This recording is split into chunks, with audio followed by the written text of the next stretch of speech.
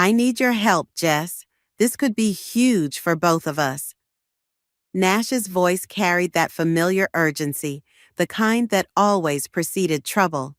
He stood in my home office, designer suit perfectly pressed, flashing that $1,000,000 smile that had gotten him out of trouble since we were kids. I'm Jessica, and I've spent 32 years living in my brother's shadow. Even now, watching him pace across my carefully curated workspace, I could feel myself shrinking back into that familiar role. The reliable sister, the family safety net, the eternal second place. How much? I asked, already knowing this conversation would end with numbers. 200,000. He didn't even flinch saying it. It's for this amazing investment opportunity. Tech startup, ground floor. We could double it in 6 months. I nearly choked on my coffee. That's my entire savings, Nash. Everything I've put aside from the last decade. Come on, sis. He perched on the edge of my desk, casually moving aside the industry awards I'd worked so hard to earn. When have I ever steered you wrong? Would you like that list alphabetically or chronologically? I tried to joke, but memories flooded back. The college fund he'd borrowed for his failed record label, the maxed out credit card he'd opened in my name during his entrepreneurial phase. Mom and Dad are already in, he continued, ignoring my sarcasm. They see the potential. This is different, Jess. I'm different. My phone buzzed, a text from Blair. Don't forget dinner tonight. Got major tea to spill.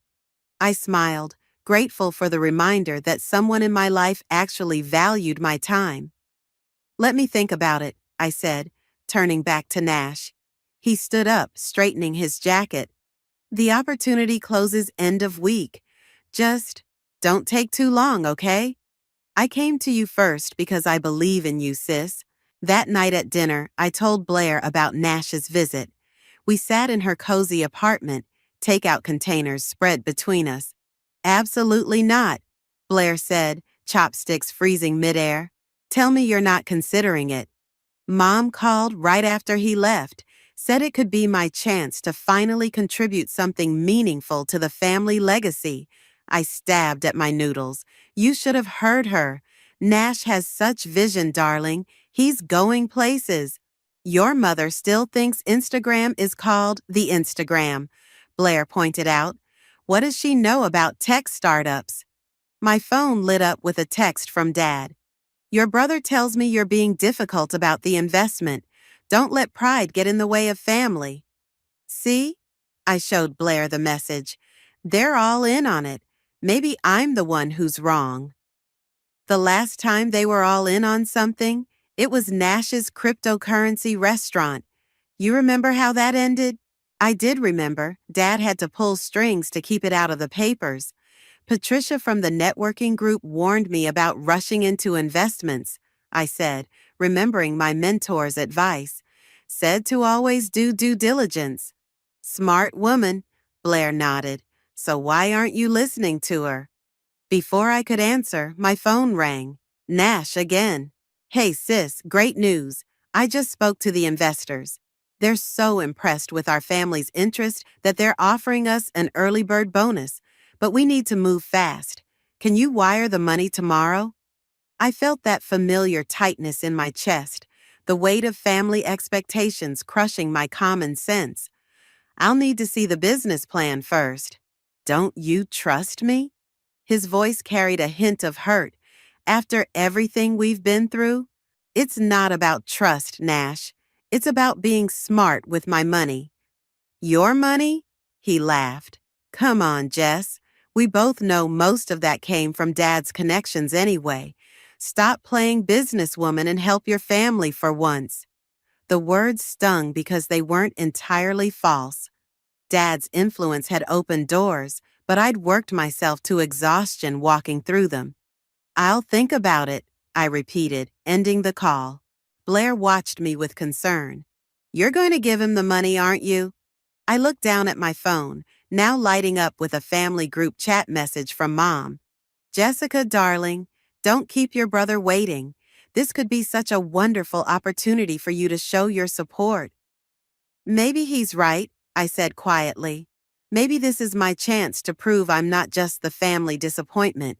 Blair reached across the table, squeezing my hand. You're not a disappointment, Jess. You're just the only one who sees through his act.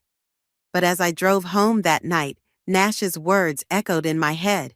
The family legacy, the doubled investment, the chance to finally earn their approval. By the time I pulled into my driveway, I'd already drafted the transfer email to my bank. Sometimes the hardest person to protect yourself from is family. I was about to learn that lesson the hard way. 3 months after transferring my life savings to Nash, I sat in my car outside his favorite restaurant, staring at my phone in disbelief. The Instagram post showed him lounging on a yacht in the Maldives, champagne in hand, with the caption, "Living the entrepreneur life, blessed." My hands shook as I dialed his number, straight to voicemail, again. Still nothing? Blair asked from the passenger seat. She'd insisted on coming with me after I'd shown her the post. 37 unanswered calls, I said. But hey, at least he has time to post vacation photos. Let's go in, Blair suggested, nodding toward the restaurant. The hostess always knows where to find him. Inside, Maria's face lit up with recognition. Jessica, haven't seen you in ages. Nash was just here yesterday with his friends, celebrating something about a new penthouse. My stomach dropped. Penthouse? Oh, yes, in that new luxury building downtown. He was showing everyone the keys. Such a beautiful place. I thanked her and walked out, Blair rushing to keep up.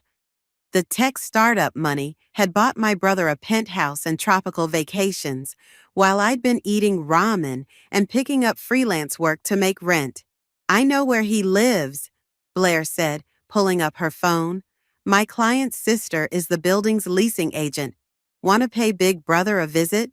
30 minutes later, we stood in a marble lobby that probably cost more than my annual salary. The concierge eyed us suspiciously until I mentioned I was Nash's sister. His expression immediately softened. Mr. Robertson is in the penthouse. Would you like me to announce you? No need, I smiled. I'll surprise him. The elevator ride to the top floor felt endless. When the doors opened, I heard music and laughter spilling from behind a massive door. I pressed the doorbell. The music lowered and footsteps approached. Nash opened the door, drink in hand, his smile faltering when he saw me. Jess, what are you doing here? I pushed past him into an apartment that looked like it belonged in a luxury magazine. Floor-to-ceiling windows overlooked the city, designer furniture dotted the space, and a group of people lounged around a marble bar.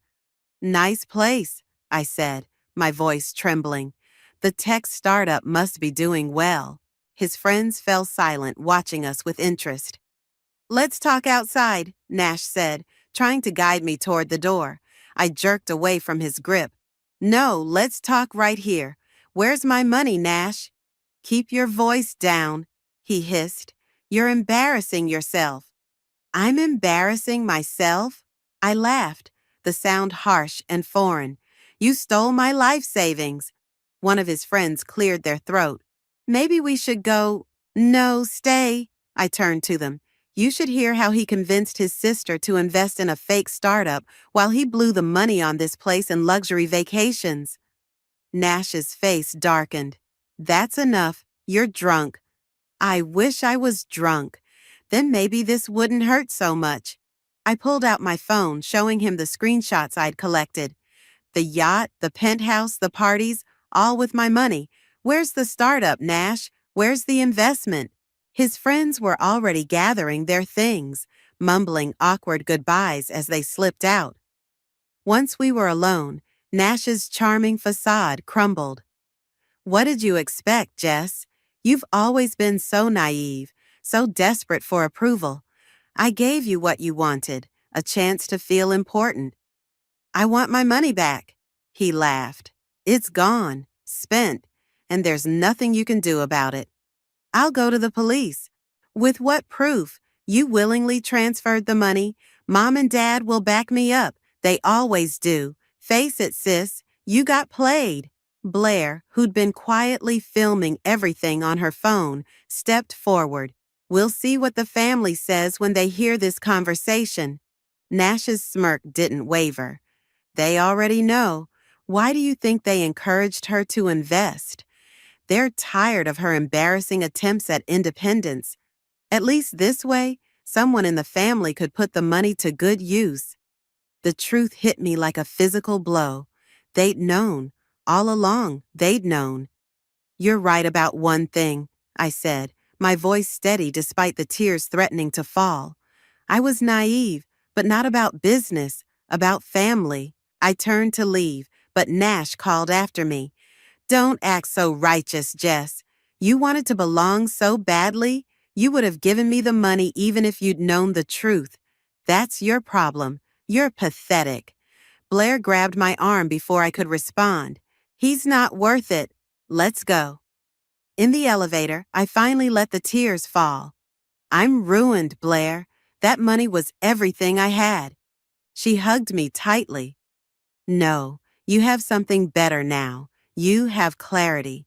And trust me, we're going to make him regret this. Looking at my reflection in the elevator's mirrored walls, I wiped away my tears. Nash was right about one thing. I'd been naive, but never again. It was time to show my family exactly what their overlooked daughter could do. You're not answering your parents' calls, Patricia said, sliding a coffee across her office desk to me. 1 month had passed since the confrontation with Nash, and I'd been avoiding my family like the plague. They left 23 voicemails asking why I'm causing drama in the family. I replied, taking a sip. Apparently, I'm being unreasonable about Nash's business decision. Patricia, my mentor from the local entrepreneurs network, leaned back in her chair. So what's your plan, besides hiding in my office during lunch breaks? I'd met Patricia at a networking event 3 years ago. While everyone else had flocked to hear Nash's charismatic pitches, she'd been the only one to see through his BS and take an interest in my actual business experience. I'm thinking of selling my car, I said. Should cover next month's rent at least. Or, Patricia pulled out her laptop, you could turn that marketing expertise of yours into something bigger. Look at this. She showed me a spreadsheet of small businesses struggling with their online presence. These are all my clients. They need help, but I'm swamped. Take them on, build your portfolio, and we'll split the profits 70-30 in your favor. I stared at the screen. I can't ask you to. You're not asking. I'm offering. Because unlike your family, I've seen what you can do. She turned the laptop toward me. The question is, are you ready to prove them wrong? That night, I sat at my kitchen table with Blair, surrounded by empty pizza boxes and business plans. Social media management for small businesses. Blair read from my notes. You're really doing this? Patricia's giving me my first 10 clients. I showed her the proposals I'd drafted. If I can turn their online presence around, word of mouth will do the rest. And the startup costs? I patted my ancient laptop. Just this and Wi-Fi. I'll work from home until I can afford an office. Blair grinned. Look who's finally becoming a girl boss. Please never say that again. My phone buzzed. Mom calling for the 24th time. I declined the call. You'll have to talk to them eventually, Blair said softly. When I'm ready. Right now, I need to focus on this. The next few weeks became a blur of 18-hour workdays. I transformed my spare bedroom into an office, covering the walls with client schedules and content calendars. Patricia's referrals turned into success stories, and those success stories turned into referrals of their own. Your campaign doubled my bookings. My client Sarah hugged me after our monthly review. How much would it cost to hire you full-time? I don't work in-house, I explained, but I could take on more hours for your account. Even better, and I'm telling everyone about you. 3 months in, I was juggling 20 clients and had hired my first virtual assistant. The irony wasn't lost on me. I was building the kind of startup Nash had pretended to create. You need to see this, Blair texted one evening, sending a link to Nash's Instagram. The post showed him at some charity gala, arm around a stunning woman. The caption read, "Big news coming soon. Can't wait to share this next chapter with my amazing Bailey. Not a blessed, yearn power couple." He's dating a social media influencer, Blair explained in her next text. Her father owns half the luxury hotels downtown. I clicked through to Bailey's profile. Verified, 2 million followers, and a feed full of perfectly curated lifestyle posts. She seemed exactly Nash's type. Wealthy, connected, and probably unaware of his true nature. Should we warn her? Blair asked when she came over later. I shook my head, focusing on my work laptop. Not our circus, not our monkeys. Speaking of circus, Blair hesitated. Your mom's been asking about you at the country club. Says you're breaking her heart by shutting out the family. Funny how my broken bank account didn't seem to bother her as much as my broken contact. My phone lit up with a text from Patricia. Just landed 3 major restaurant chains as clients. Need someone to handle their social media strategy. Interested? I smiled, typing back an immediate yes. You know, Blair said, watching me work. For someone who lost everything, you're doing pretty well for yourself. I didn't lose everything, I corrected her. I lost money, but I gained something more valuable, motivation. My laptop pinged with a notification. Another glowing client review, another referral, another step toward rebuilding what Nash had taken. The best revenge is success, Patricia had told me.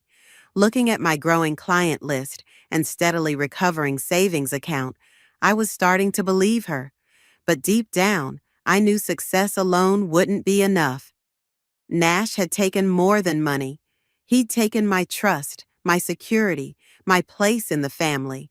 And someday, when the time was right, I'd make sure he understood exactly what that felt like. For now, though, I had work to do. My empire wasn't going to build itself. Your brother's engaged, Blair announced, bursting into my office 6 months after I'd started my business. It's all over social media. I glanced up from my dual monitors, where I'd been managing campaigns for 30-plus clients. Let me guess, Bailey said yes? Better. Blair perched on my desk, turning her phone toward me. They're planning the wedding of the century at her father's newest hotel. Every influencer and socialite in the city is talking about it. The post showed Nash and Bailey on a private beach, her massive diamond ring catching the sunset. The caption read, "She said yes, can't wait to spend forever with my soulmate. Love wins. Power couple." Interesting timing, I mused, returning to my work, right when my business is taking off. That's not all.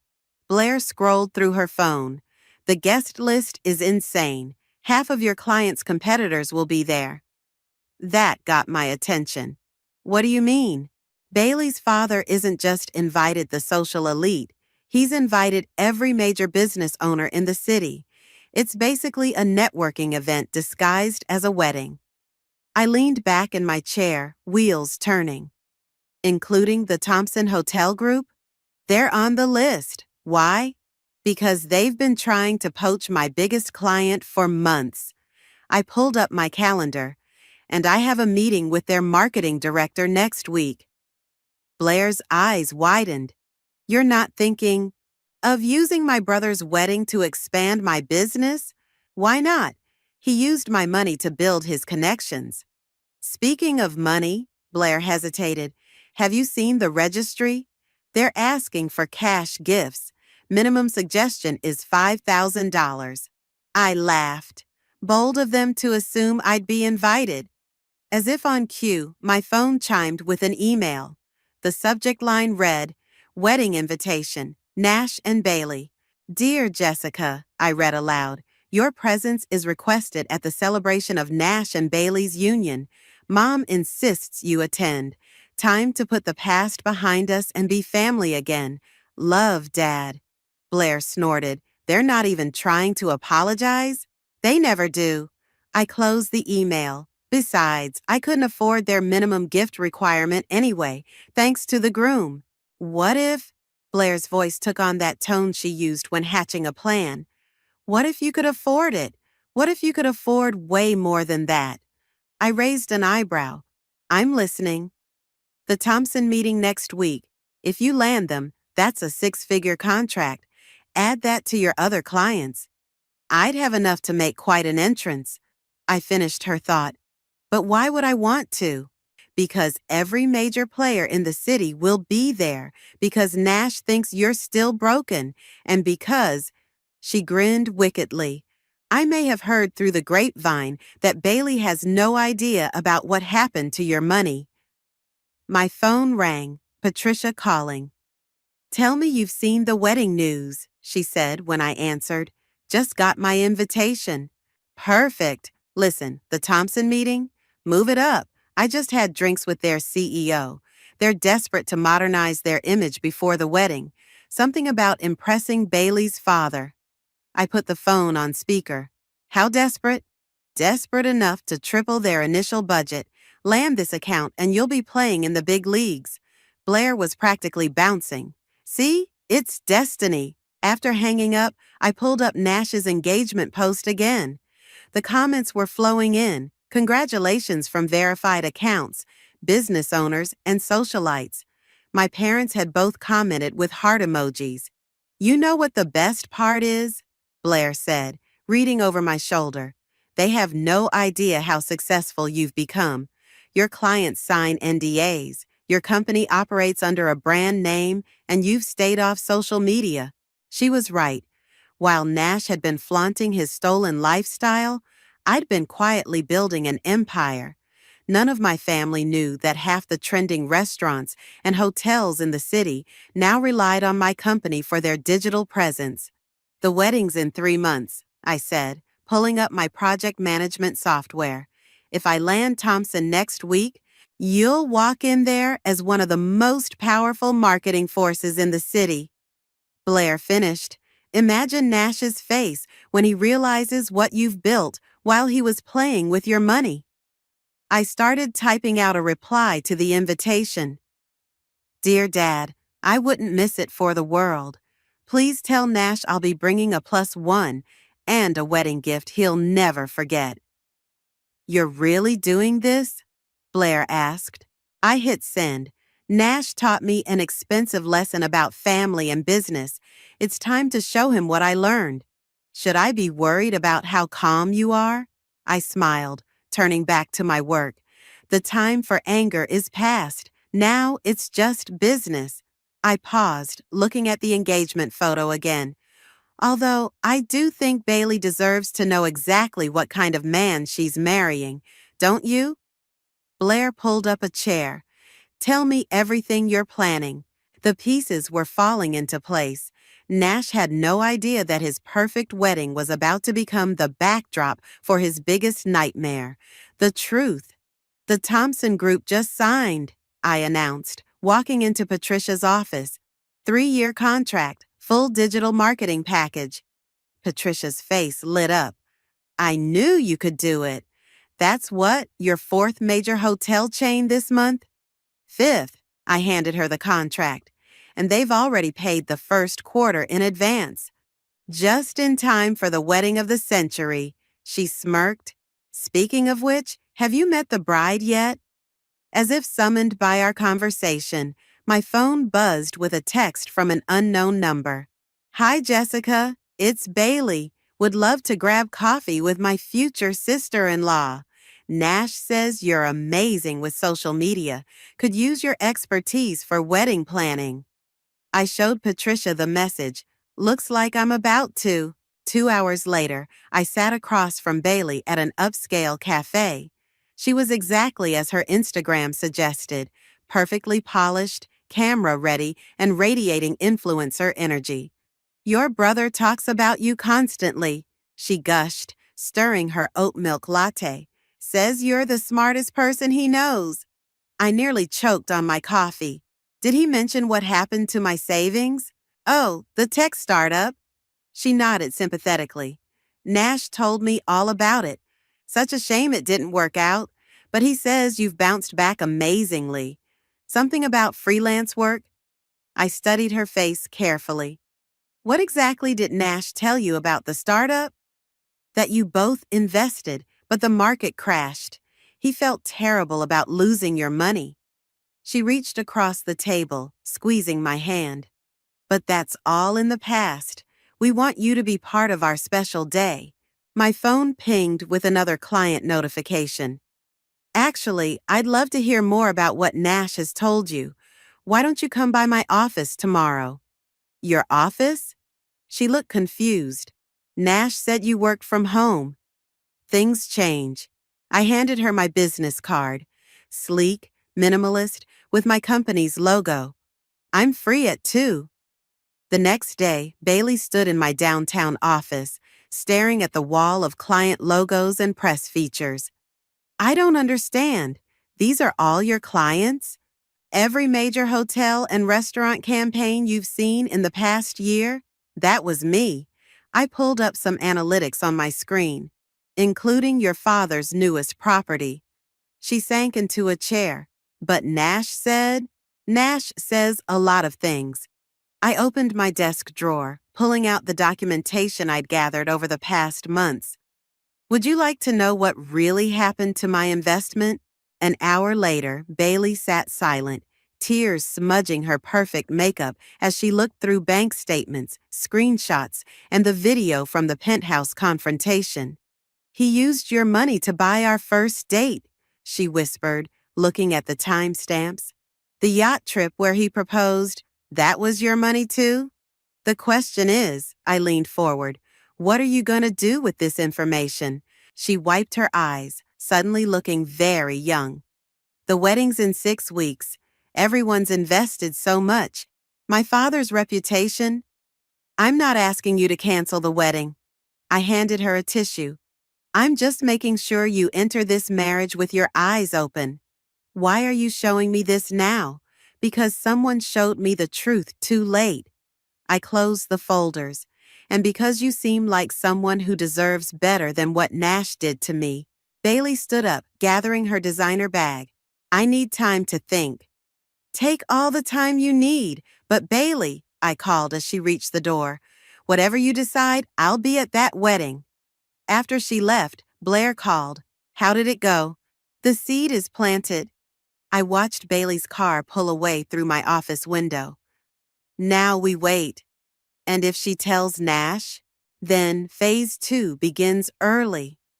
I pulled up my calendar, checking the wedding date. Either way, in 6 weeks, everyone will know the truth. My phone lit up with a text from Mom. Darling, Bailey seemed upset after meeting you. Please don't ruin this for your brother. He's worked so hard. I typed back, Don't worry, Mom. I'm just getting started. That evening, as I worked late in my office, another message came through, from Bailey. I asked Nash about the yacht trip. He got angry, said I was being paranoid, called you a jealous failure. But I saw his face when I mentioned the penthouse. You were telling the truth, weren't you? I replied, Ask him about the registry money, where he plans to put it.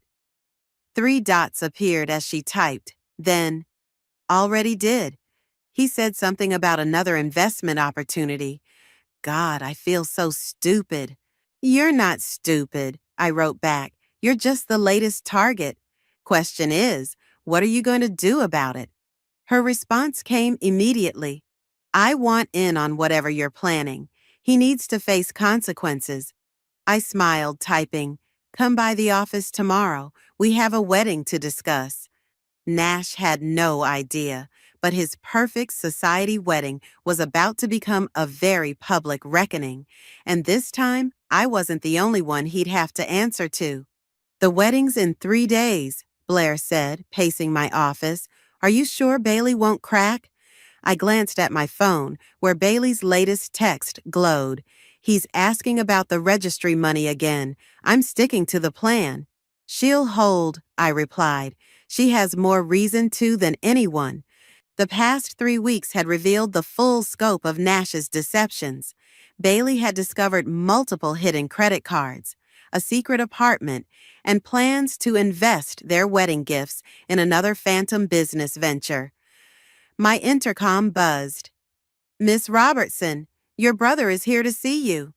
I straightened my designer blazer, paid for with my own hard-earned money this time. "Send him up." Blair grabbed her bag. "That's my cue to leave. Don't kill him before the wedding."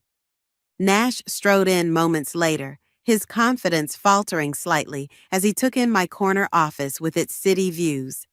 "Nice place," he said, trying to maintain his usual swagger. "Didn't expect this from a freelancer. I'm full of surprises." I gestured to a chair. "What brings you here?" "Mom's worried. Says you've been filling Bailey's head with lies." He settled into the chair, crossing his legs. "Had to see for myself what you've been up to." "Funny, I didn't think you cared what I was up to." "Come on, Jess." He flashed that familiar smile. "We're family. Of course I care." "Like you cared about my savings?" His smile tightened. "Ancient history. I'm here to offer an olive branch. Bailey and I want you to give a toast at the wedding." I raised an eyebrow. "Really? Bailey wants that?" "She suggested it." He leaned forward. "Look, I know things got messy with the investment, but I'm different now. Getting married, settling down. Maybe I could even throw some business your way." My laptop pinged with a notification, another major client signing on. "I think I'm doing fine without your help." Nash's eyes narrowed at the sound. "What exactly are you playing at, Jess? First, you poisoned Bailey against me. Now this mysterious success. What's your angle?" "No angle, just business." "Business?" he scoffed. "Please, you're nothing without family connections. Who would hire you?" I pulled up my client portfolio on the screen behind me. Nash's face paled as he recognized logo after logo. "Apparently," I smiled, "quite a few people." He stood abruptly. "If you're trying to sabotage my wedding—" "Sit down, Nash." My voice carried an authority that surprised us both. "I haven't even started yet." He sank back into the chair. "What do you want? Money? I can pay you back once Bailey and I—" "Once you what?" "Steal her family's money too." His face darkened. "Be very careful, Jess. You're not the only one who can reveal secrets." "You mean like the secret apartment, the hidden credit cards, or maybe the plans for the wedding registry money?" I watched his confidence crack. "Bailey already knows everything." "You're bluffing." I played the video from my security camera, showing Bailey in this same office, crying as she discovered the truth. Nash jumped up. "You had no right." "I had every right. And in 3 days, at your perfect society wedding, everyone else will have the right to know too." "You wouldn't dare." But his voice trembled. "Mom and Dad would never forgive you. Their forgiveness stopped mattering the day they helped you steal my money." I stood walking to the door. "Now, if you'll excuse me, I have a toast to write." "Wait." He grabbed my arm. "What will it take to keep you quiet? Name your price." I pulled free. "That's your problem, Nash. You think everything has a price. Some things are priceless, like watching you finally face consequences. You're making a mistake," he called as I opened the door. "I'll tell everyone about how you failed, how Dad had to bail you out." "Go ahead." I gestured to my office. "My success speaks for itself. Can you say the same?" After he left, my phone buzzed with a text from Bailey. "He just called, sounds scared. What happened?" "Phase 1 complete," I replied. "Ready for Phase 2? "Ready. Just got the final guest list. Everyone who's anyone will be there." I smiled, opening my laptop to finalize my toast. The words flowed easily now, fueled by years of suppressed truth. Blair called moments later. Nash just stormed past me in the lobby. What did you do? Gave him a preview of what's coming. I saved the toast document. How's the video compilation looking? All set. Every receipt, every transaction, every lie. Ready to play on the reception screens. I looked out my office window at the city below. Somewhere out there, Nash was probably scrambling to damage control, not realizing it was already too late. 3 days, I told Blair. In 3 days, everyone will know exactly who Nash really is. And you're ready for the fallout? I touched my screen, where my company's latest earnings report showed numbers that would make even my father's jaw drop. I'm not the one who needs to worry about falling. The wedding reception glittered with wealth and influence. Crystal chandeliers cast golden light over tables of society's elite, while waiters circulated with champagne worth more than my first car. Nash stood at the head table, the picture of success in his designer tuxedo, while Bailey sat beside him, her smile not quite reaching her eyes. Ready? Blair whispered, adjusting my midnight blue gown. Born ready. I gripped my champagne flute, catching Bailey's subtle nod from across the room. Mom intercepted me before I could reach the microphone. Darling, you look lovely, though perhaps a bit overdressed. She eyed my couture dress, paid for with my latest contract bonus. Thanks, Mom. Wouldn't want to embarrass the family, right? The wedding planner signaled it was time for speeches. I watched my parents beam as Nash's best man delivered a glowing toast about friendship and success. Then Bailey's father spoke about new beginnings and family legacy. Finally, the planner handed me the microphone. When Nash asked me to give a toast, I began, my voice steady. I thought about declining. After all, what could I possibly say about my brother that everyone here doesn't already know? Nash's smile wavered slightly. But then I realized, I know something about Nash that none of you do. I know exactly who he is when the cameras aren't rolling and the champagne stops flowing. The room fell silent. Bailey gripped her water glass, knuckles white. A year ago, Nash came to me with an amazing investment opportunity.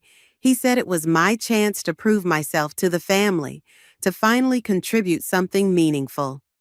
Mom shifted uncomfortably in her seat. Dad suddenly became very interested in his napkin. I gave him everything I had, $200,000 of savings, money I'd earned through years of hard work. He promised to double it in 6 months. I clicked a small remote in my hand. The reception hall's screens flickered to life, displaying bank statements and timestamps. Instead, he bought this. Click. The yacht photos appeared. And this. Click. The penthouse documentation. And of course, this. Click. The engagement ring receipt. Gasps rippled through the crowd. Nash stood up, face red. Jess, stop! But that's not even the best part, I continued, my voice carrying over his protest. The best part is what he planned to do with your generous wedding gifts. The screens showed Nash's recent emails to offshore accounts, his plans for the registry money laid bare. You see, my brother has a pattern. He finds people who trust him, takes everything they have, and moves on to his next target. I was just the practice run. Bailey's family fortune was the real prize. Bailey stood now, tears streaming down her face. Is it true? Was any of it real? Nash reached for her hand. Baby, she's lying. She's jealous. The apartment on Fifth Avenue. Bailey cut him off. The one you said you'd never heard of. Show them your key. The room erupted in whispers as Nash's face drained of color. Jessica, that's enough. Mom stood trembling. You're ruining everything. No, Mom, Nash ruined everything. You and Dad just helped him do it. I turned back to the guests. But here's the real twist. While Nash was busy spending my money, I was building something real. The screens changed again, showing my company's portfolio, client list, and revenue reports, numbers that made even the business tycoons in the room raise their eyebrows. So consider this my wedding gift, Bailey, the truth about the man you almost married. And Nash? I raised my champagne glass. Consider this karma. The room exploded into chaos. Bailey's father stormed toward Nash, who was desperately trying to explain. Mom collapsed into her chair, while Dad stared at my business numbers, mouth agape. "Security!" Nash shouted. "Get her out of here!" "Your security works for my company now," I smiled. In fact, half the services at this wedding were provided by my clients. Funny how things work out. Bailey approached me, mascara streaked but head high. "Thank you. I just wish—" She glanced at her ring. "I wish I'd known sooner." "Better now than after he spent your family's money." Nash made one last desperate attempt. "Everything I did for us, for the family name." "The family name?" I laughed. "Look around, Nash. Your reputation is finished. No one will trust you with $1 after this. But me?" I gestured to the screen still displaying my success. "I'm just getting started." As security led Nash away from his own wedding reception, I caught my parents' eyes. They looked lost, their golden child's facade finally shattered. "Jess," Mom reached for me. "We didn't know." "Yes, you did." I stepped back. "But that's okay. I don't need your approval anymore." Blair appeared at my side, grinning. "Ready to go? Patricia's hosting a celebration dinner." I took one last look at the chaos behind me, the whispered conversations, the shocked faces, the ruined wedding that had become Nash's reckoning. "Yes," I said, heading for the door. "I think my work here is done." The morning after the wedding, I sat in my office, watching the social media storm unfold. Nash Exposed was trending, with guests sharing their own stories of my brother's past schemes. My phone hadn't stopped buzzing since I'd walked out of the reception. I scrolled through the messages. "Mom, please call us. We need to talk." "Dad, your company. Why didn't you tell us?" "Nash, you've ruined everything. I hope you're happy." Bailey, meeting with lawyers today. Thank you again. A knock at my door interrupted my reading. Patricia walked in, carrying coffee and newspapers. "You made the business section," she said, dropping a paper on my desk. The headline read, "Digital Marketing Mogul Exposes Society Wedding Scandal."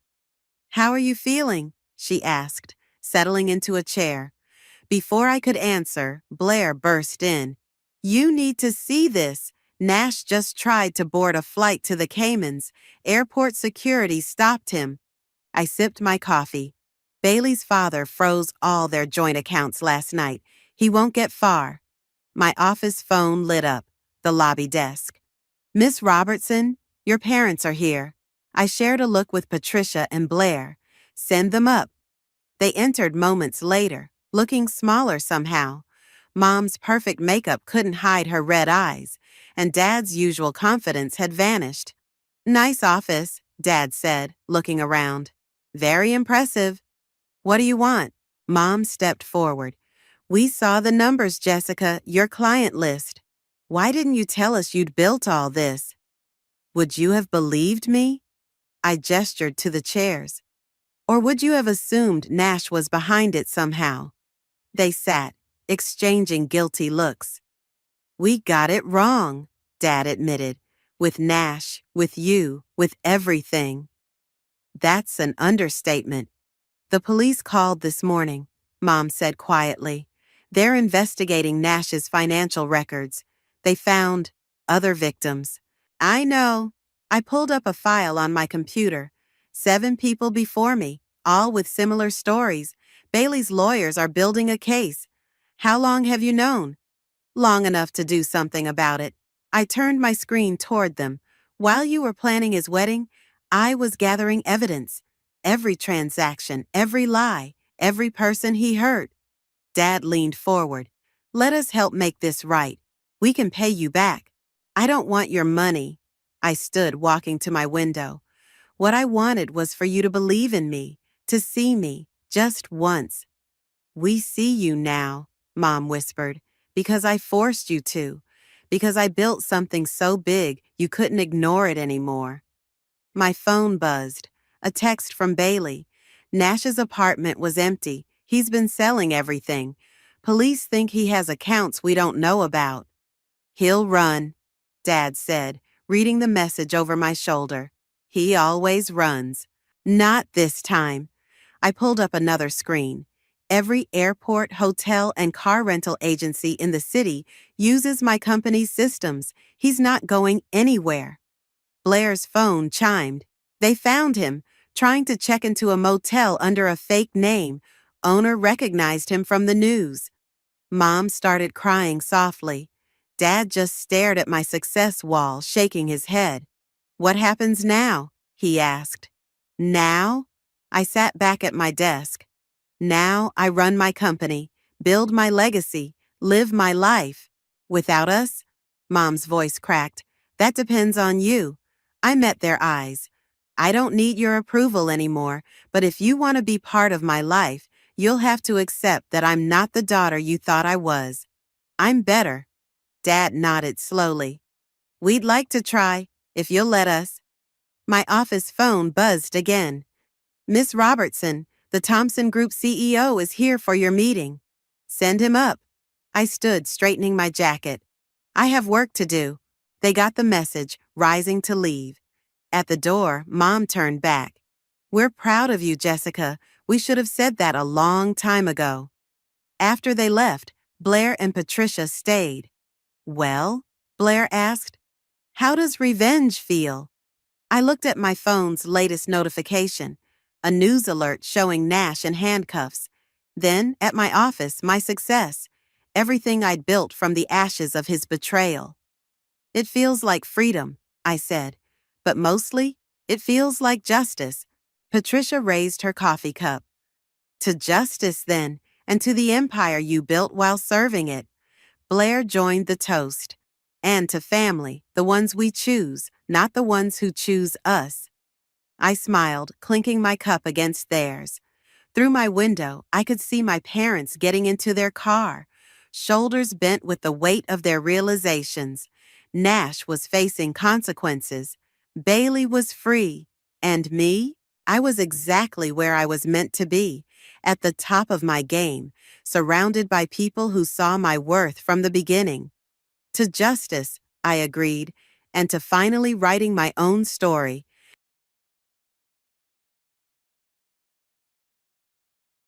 Hey, I'm Jennifer. I'm 34, been married to Jake for about a year now, and I spend most of my days glued to my laptop, teaching students from all over. Life was cruising along pretty okay until the day it wasn't. You see, Jake and I live in this pretty awesome house my folks left me. It's big, cozy, and has been just ours until recently. Jake's folks, Martha and Bob, lived just down the road. At first, it was kinda nice having them pop by. But then, the nice turned into a nightmare. Martha, with her lifetime badge of housewifery, started nitpicking everything from my cooking to how I kept the house. And let me tell you, her standards were somewhere up in the stratosphere. Jennifer, darling, this pasta is a bit bland, don't you think? She'd say, screwing up her face as if she'd bitten into a lemon. And the house? Oh, boy. A woman's touch means a spotless home, she preached. You do want to keep Jake happy, don't you? I bit back 1,000,001 retorts every time. Martha, I work. It's not like I can magic the dust away between classes. I tried explaining once, hoping for a shred of understanding. She just sked, waving her hand as if swatting my words away. Nonsense. It's about prioritizing. Your job is to take care of the home. And Jake, of course. One day, she even had the nerve to inspect Jake's laundry, right in front of me. You're letting him wear this? The colors have faded. You're not using the right detergent. I was seething, fists clenched so tight I could probably turn coal into diamonds. But I swallowed the anger, thinking, keep the peace, Jennifer. They're not staying with us. It's just a visit. But, man, those visits felt like they were stretching the fabric of my sanity thin. Really thin. One sunny afternoon, I was setting up my laptop for my next online tutoring session when I heard a truck pull up outside. Peeking through the window, my jaw nearly hit the floor. There was Jake, helping his parents unload boxes and furniture from a massive moving truck. My heart sank. This wasn't happening. Martha, ever the matriarch, was directing traffic like she owned the place, while Bob just seemed pleased as punch, not lifting much as he surveyed his new kingdom. Jake caught my eye and gave me an apologetic shrug. I stormed out. Jake, what on earth is going on? Oh, hey, babe. Surprise. Mom and Dad are moving in with us. Isn't that great? He was all smiles, clearly oblivious to the nuclear level of my panic and anger. Great? Great? When were you planning on asking me, your wife, about this little life-altering decision? I was practically spitting each word, incredulous. Babe, calm down. It's just for a little while. They're having some financial troubles, and this way, they can rent out their place for extra cash. It's a win-win. Jake tried to wrap his arm around me, but I was having none of it. Martha chose that moment to waltz over, a commanding figure in her pastel cardigan and pearls. Jennifer, darling, it's so sensible, don't you think? We're all family here.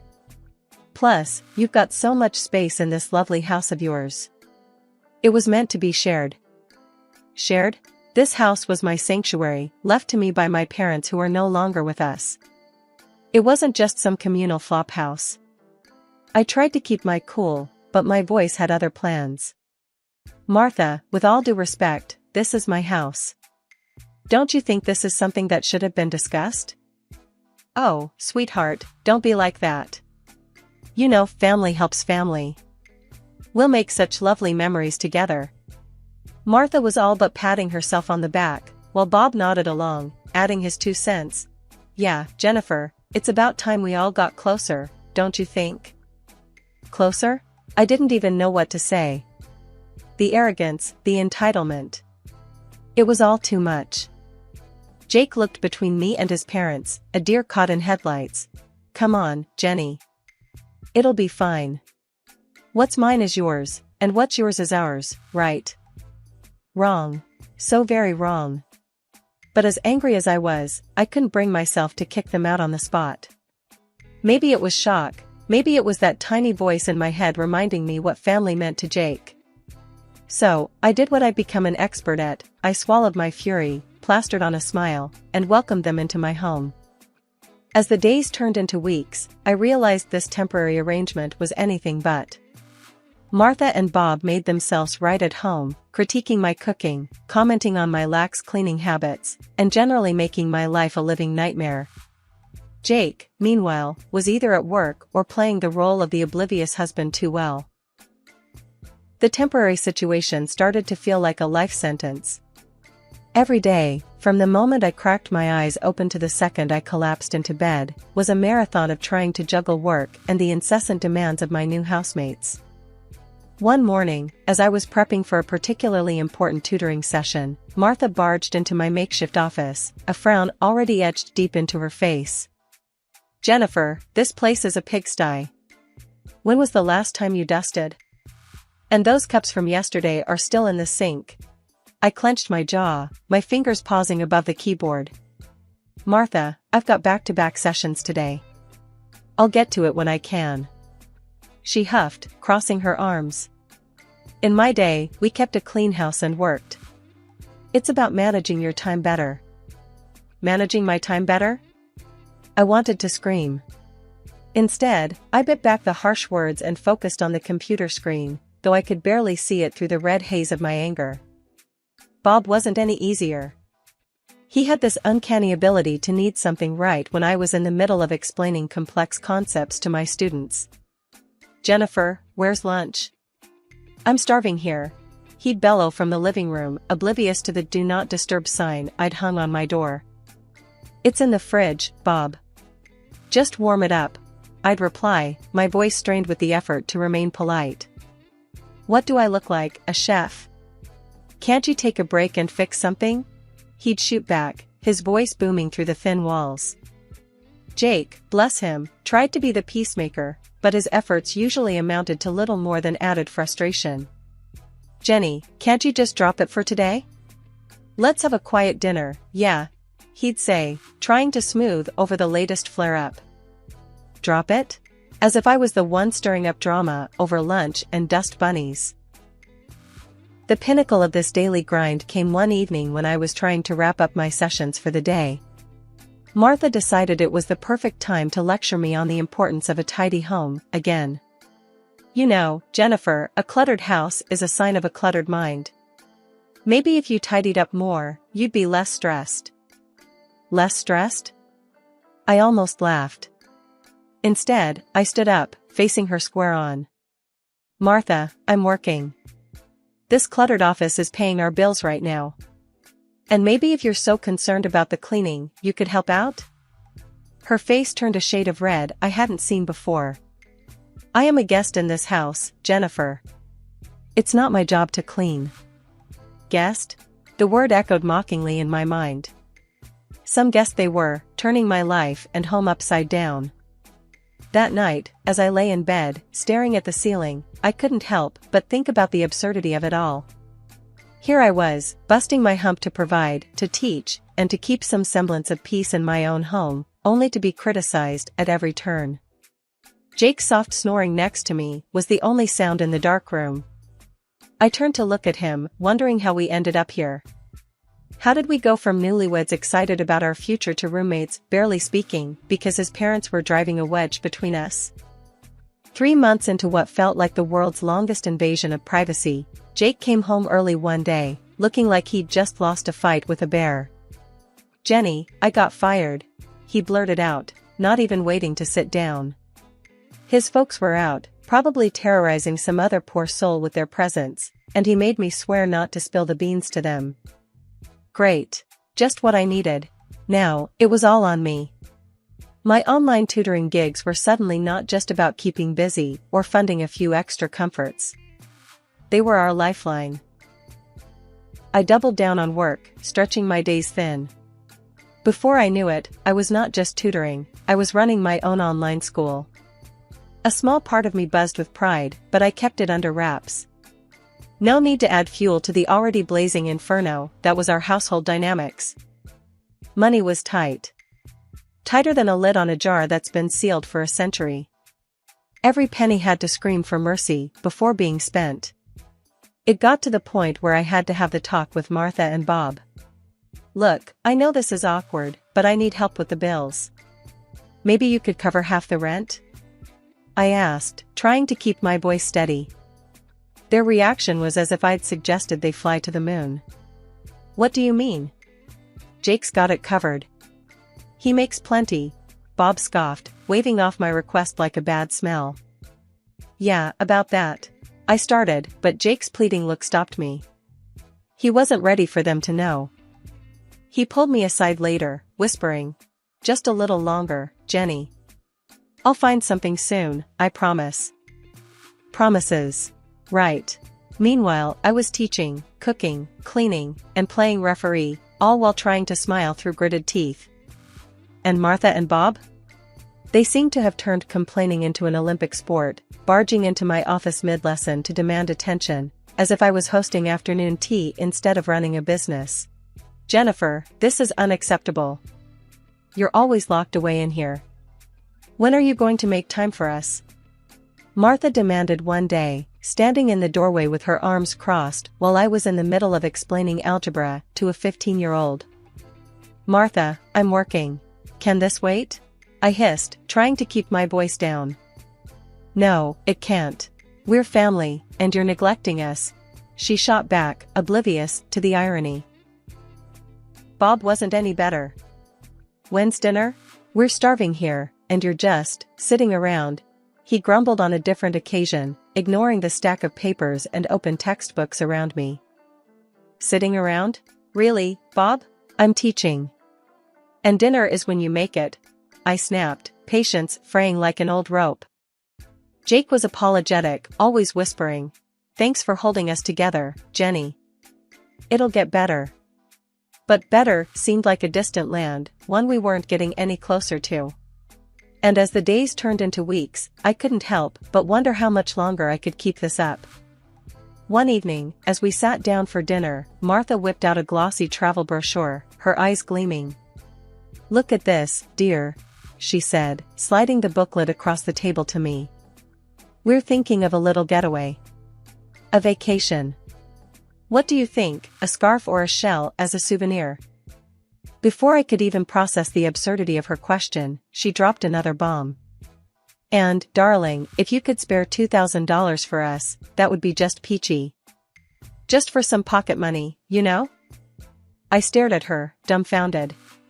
My fork clattered to my plate, my appetite gone. "Spare $2,000? I echoed, incredulous. "For a vacation?" Bob nodded, as if it was the most reasonable request in the world. "Yeah, you know, for the little extras. Wouldn't want to miss out on the fun stuff." The room spun. This was beyond outrageous. It was as if they were living in a fantasy world where money grew on trees and I was the gardener. I couldn't hold back any longer. "How long do you plan to live at my expense?" I demanded, my voice rising. "You don't pay for anything. No rent, no groceries. And now you want me to fund your holidays too?" Martha and Bob exchanged glances, clearly not expecting the outburst. "Well, we thought Jake was taking care of all that," Bob said, attempting to sound innocent. I turned to Jake, my eyes blazing. "And what about you? Do you think this is okay?" Jake squirmed in his seat, mumbling something inaudible. "Not only that," I continued, steamrolling ahead, "you barge into my office, interrupt my work, and have zero respect for my personal space. I've had it." There was a tense silence. Then, Jake, his face a mask of frustration, finally spoke up. "Why are you talking to my parents like that? They're just trying to enjoy life." "Enjoy life? On my hard-earned money?" I shot back, disbelief lacing my words. That's when Martha, always the actress, began her performance, tears welling up as she wailed about my ingratitude. "After all we've done for you. We even told Jake he shouldn't divorce you, despite everything." The room froze. "Divorce?" I echoed, the word slicing through the tension. I turned to Jake, my heart in my throat. "Is that true?" Jake's face went from red to white, a guilty look flashing in his eyes, before he averted his gaze. Martha, seizing the moment, clutched at her chest, gasping dramatically. "My pills, upstairs. Please." Despite everything, concern washed over me. I stood up abruptly, the need to ensure she was okay momentarily overshadowing my anger. "Fine, I'll get your medicine." I left the dining room in a daze, my mind racing. The accusations, the deceit, and now this talk of divorce? My world was unraveling, thread by thread, and I was left to pick up the pieces. I had barely reached the top of the stairs when I realized I didn't even know which medicine Martha was on about. Turning back, the last thing I expected was to overhear the truth that would turn my world upside down. Jake's voice, usually so warm and familiar, was barely a whisper, yet every word struck like a hammer. "Mom, you nearly blew it tonight. We need to get her to sell the house first. Talking about divorce now is just going to spook her." My heart stopped. Divorce? Sell my house? The pieces clicked together in a mosaic of betrayal. His mom, Martha, was quick to reply, her voice a hiss. I know. But keeping up this charade is exhausting. She's not as clueless as you think." Jake was insistent, almost desperate. "Just stick to the plan. Make things hard for her, unbearable even. She'll cave, sell the house, to get away from you, and then we can do whatever. But not before. If she divorces me now, I get nothing from the sale." The coldness in his voice, the calculated manipulation, it was all laid bare. My knees felt weak, my heart shattered. This was their plan? My husband and his parents, plotting against me in my own home? He continued, oblivious to my silent presence. We'll be set once this is done.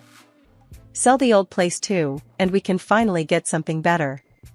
Just lay off the big purchases for now. Don't draw attention. I stood there, frozen, a statue of disbelief and hurt. They were supposed to be my family. How could they do this?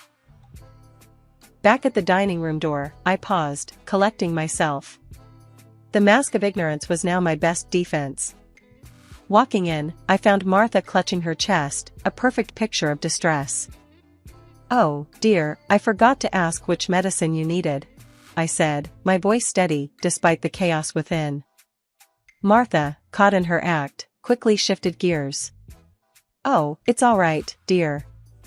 I think I just need a moment. The excitement of the evening, you know." Jake glanced at me, a flicker of something in his eyes. Was it guilt? Fear? I couldn't tell. "Everything okay, Jenny?" I met his gaze, a hollow laugh echoing inside me. "Fine. Just tired, I guess. It's been a long day." As we finished dinner in silence, my mind raced. They didn't know that I knew. And I intended to keep it that way. For now, I would play the part, bide my time, and plan my next move carefully. They wanted a game? They'd get one. But on my terms. The next morning, I didn't waste a second. I called off my classes, feeling a mix of nerves and determination. Today wasn't about teaching, it was about reclaiming my life. My first stop was the lawyer's office. I laid everything out for him, the deception, the manipulation, and their plans against me. He was reassuring, clear that the law protected my inheritance. My house was mine alone, divorce or not. With divorce papers in hand, I headed back home, my resolve stealing with every step. The scene that greeted me was predictably frustrating. My mother-in-law, Martha, immediately started in on me for not having dinner ready. "Where have you been all day? We've been waiting for you to make dinner," she snapped, her voice dripping with disdain. I met her gaze, my patience worn thin. "I'm not your cook, Martha. Or your maid. That ends now." Jake tried to smooth things over, with a hint of his plan peeking through. "Look, maybe this is a sign we should sell the house, start fresh somewhere else," he said, his voice too casual. His parents nodded eagerly, clearly liking where this was going. But I couldn't help it, I laughed. The absurdity of it all, their faces, it was too much. "Oh, Jake. I know about your plan. All of it." Silence crashed down like a wave. Jake's face went white, and Martha's mouth snapped shut. "What plan?" Jake managed, but his voice was shaky, guilty. With a deep breath, I laid the divorce papers on the table. "This plan. We're done. I want you and your parents out of my house." The outrage was instant. Martha was the first to explode. "You can't do this. We're family." "Family doesn't plot against each other," I shot back, my voice firm. Jake tried to argue, to plead, but I was unmoved. "I'm not falling for it, Jake. It's over. I've already spoken to a lawyer." His defeat was evident as he realized the gravity of the situation. They had no legal ground to stand on, no emotional manipulation left to play. Reluctantly, with anger and frustration boiling over, Jake and his parents packed their things and left. After they left, the silence in the house was deafening, but it was the sound of freedom. I sat alone in the dining room, the echoes of their departure still bouncing off the walls. It was over. I could finally breathe again, but the weight of what had transpired hung heavy in the air. I wasn't sure what to do with myself. The routine I had been so accustomed to, despite its toxicity, was gone.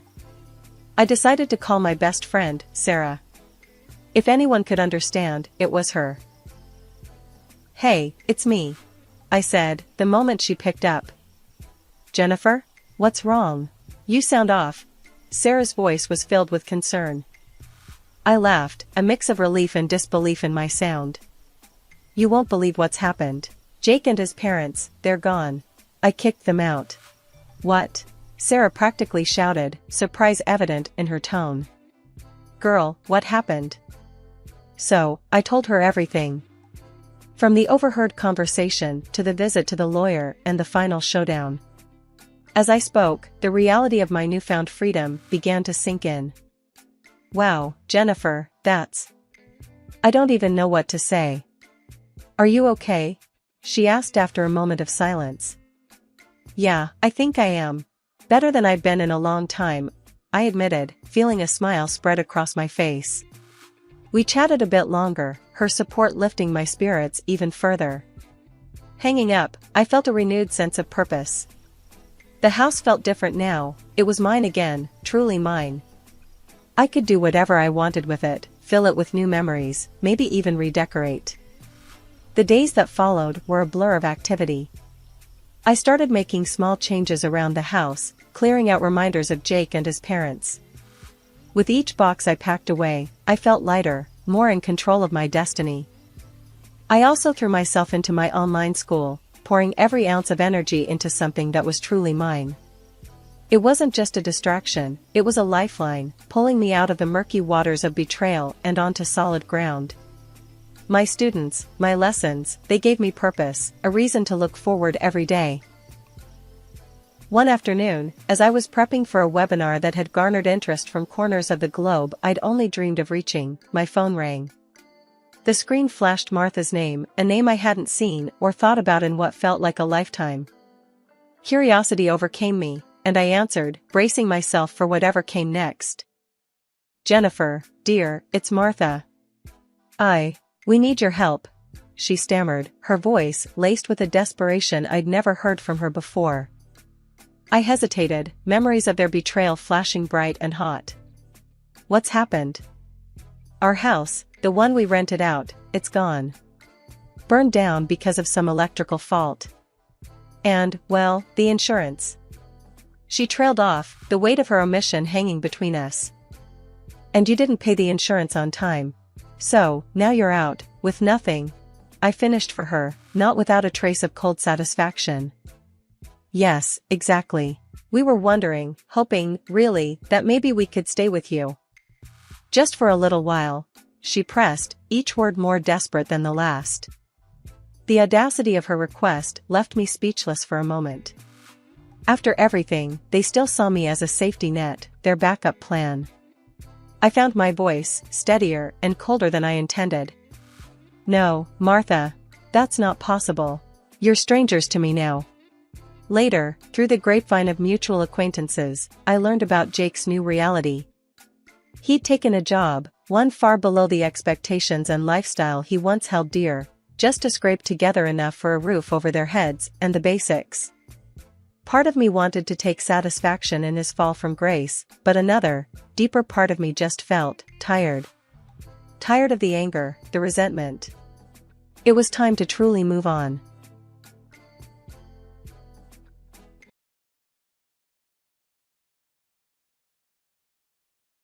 I remember the day I met Alex like it was yesterday.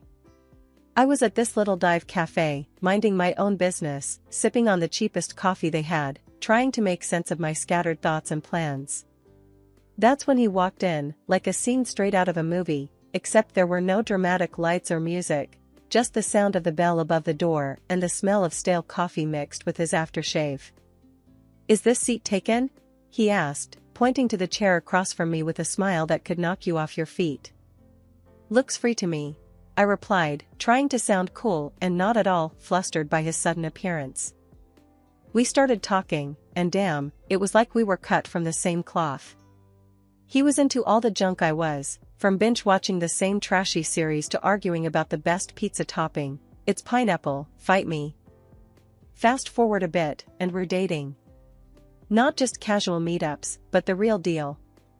It felt like I'd known him my whole life, and before we knew it, we were talking about getting hitched. That's when the drama started. His parents, let me tell you, were something else. The first time I met them, it was like walking into a lion's den wearing a meat dress. They had this way of smiling while sizing you up, like they were deciding whether you were worth their time or not. "So, you're the girl Alex can't stop yapping about," his mom said, her voice dripping with something that was definitely not warmth. "Guilty as charged," I shot back, trying not to let her see she got to me. "They laid down the law pretty quick, telling us we needed to sign a prenup. Now, I ain't no gold digger, and I sure as hell don't need anyone's money, but that rubbed me the wrong way. I'll sign your prenup," I told them. "But I've got one condition. If one of us cheats, the cheater pays up $100 grand. Alex looked like I'd slapped him with a fish. "Babe, I'd never cheat on you," he said, all wide-eyed and serious. Yeah, well, my ex said the same thing before I caught him with his pants down, literally. "So, it's this or nothing."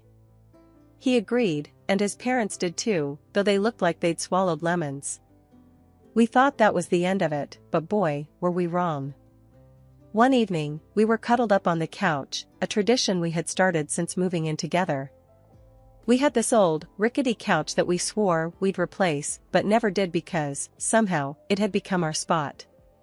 The TV was on, but we weren't watching. We were too busy making plans for a trip to Italy we knew we couldn't afford but were determined to make happen. "Alex, think about it. The food, the wine, the art. We have to go," I said, my eyes sparkling with excitement.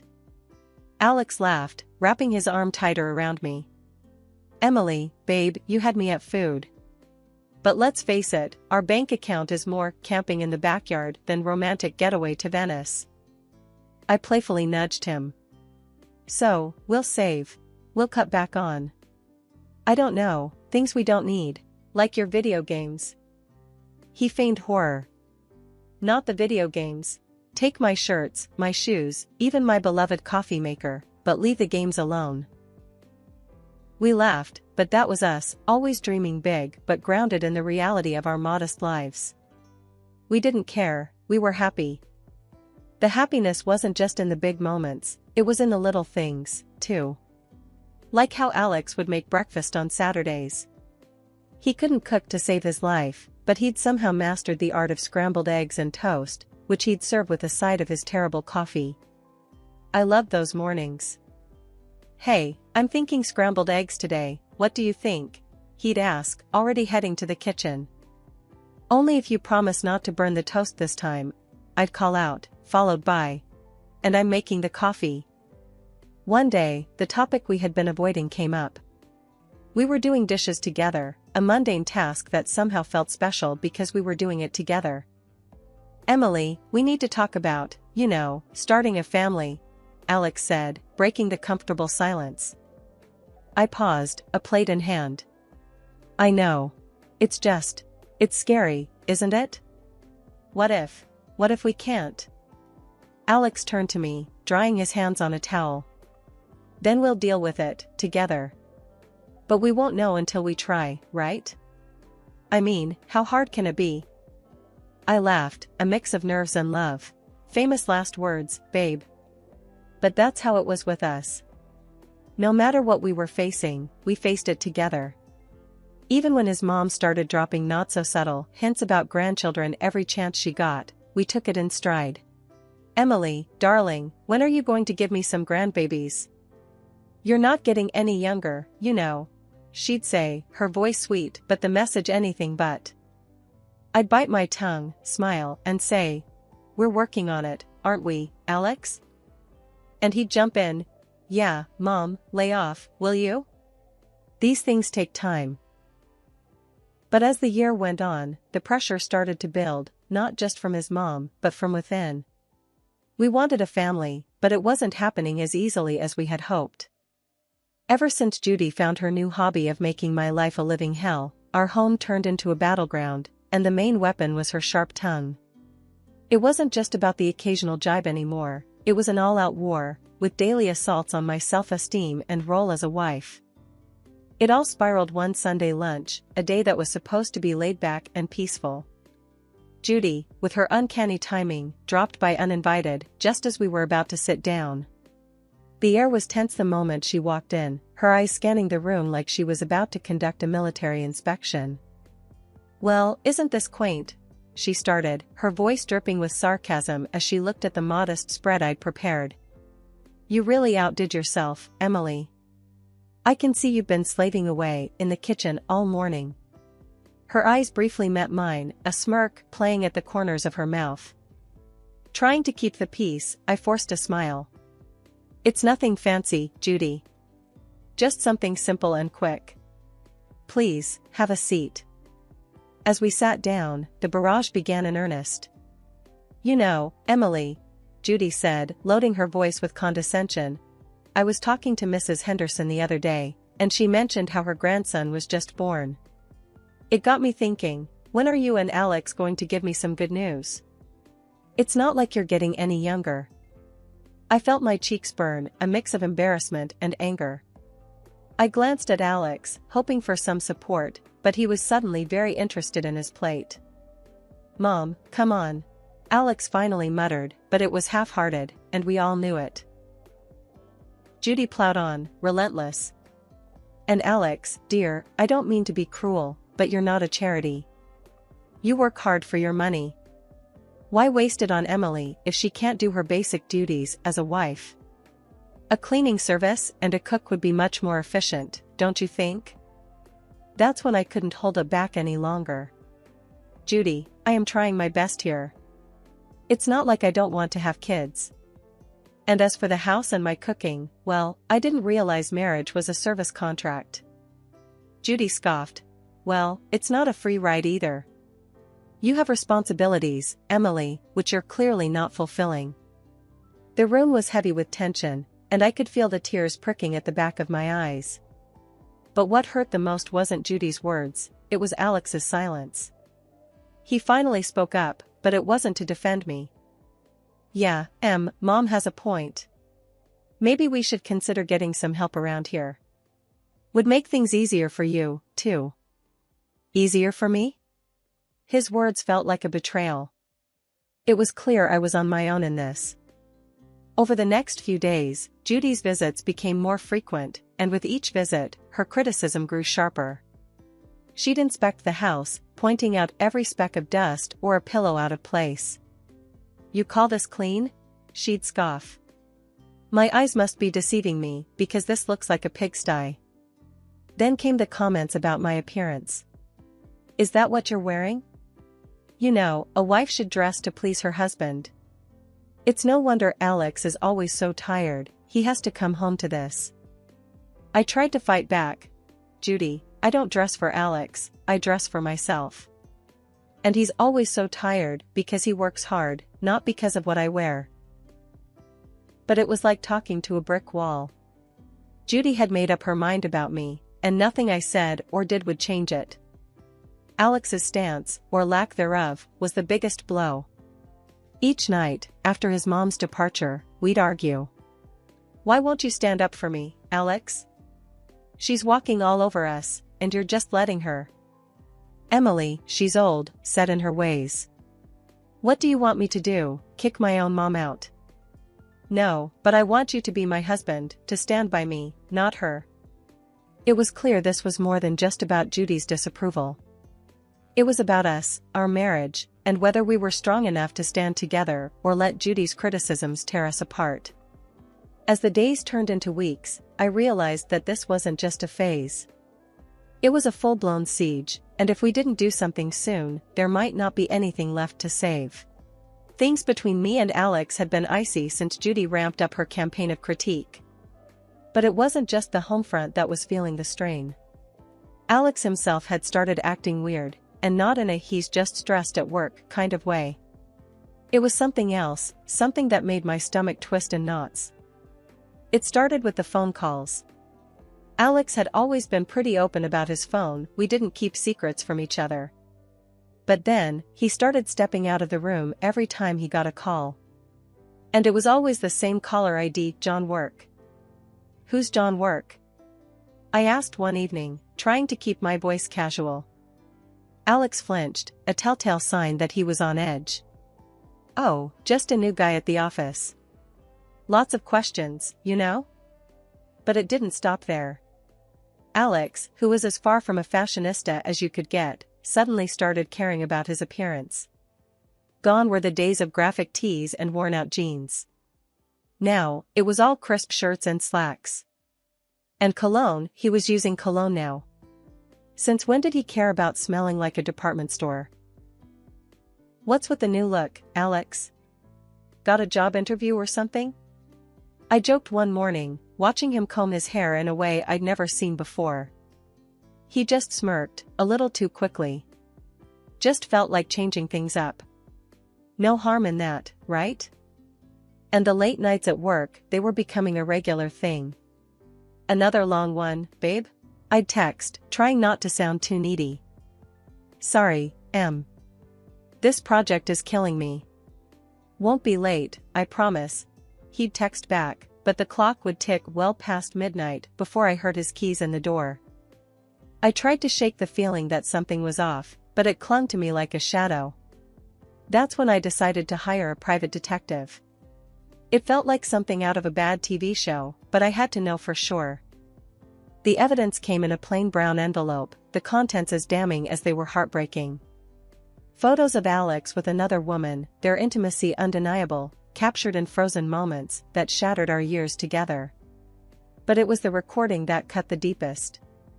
Their conversations, filled with endearments and plans, left no room for doubt.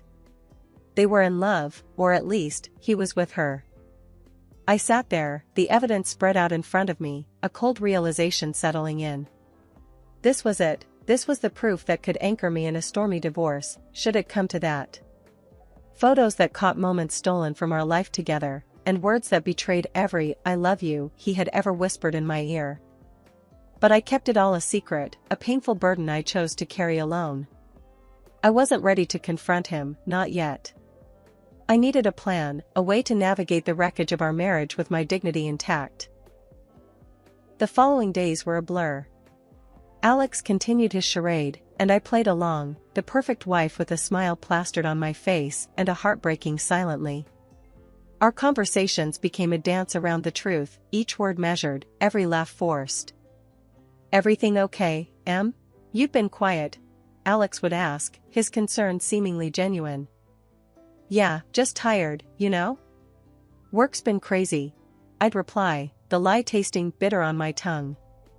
It was just another mundane day, or so I thought, until I stumbled upon a conversation that would change everything.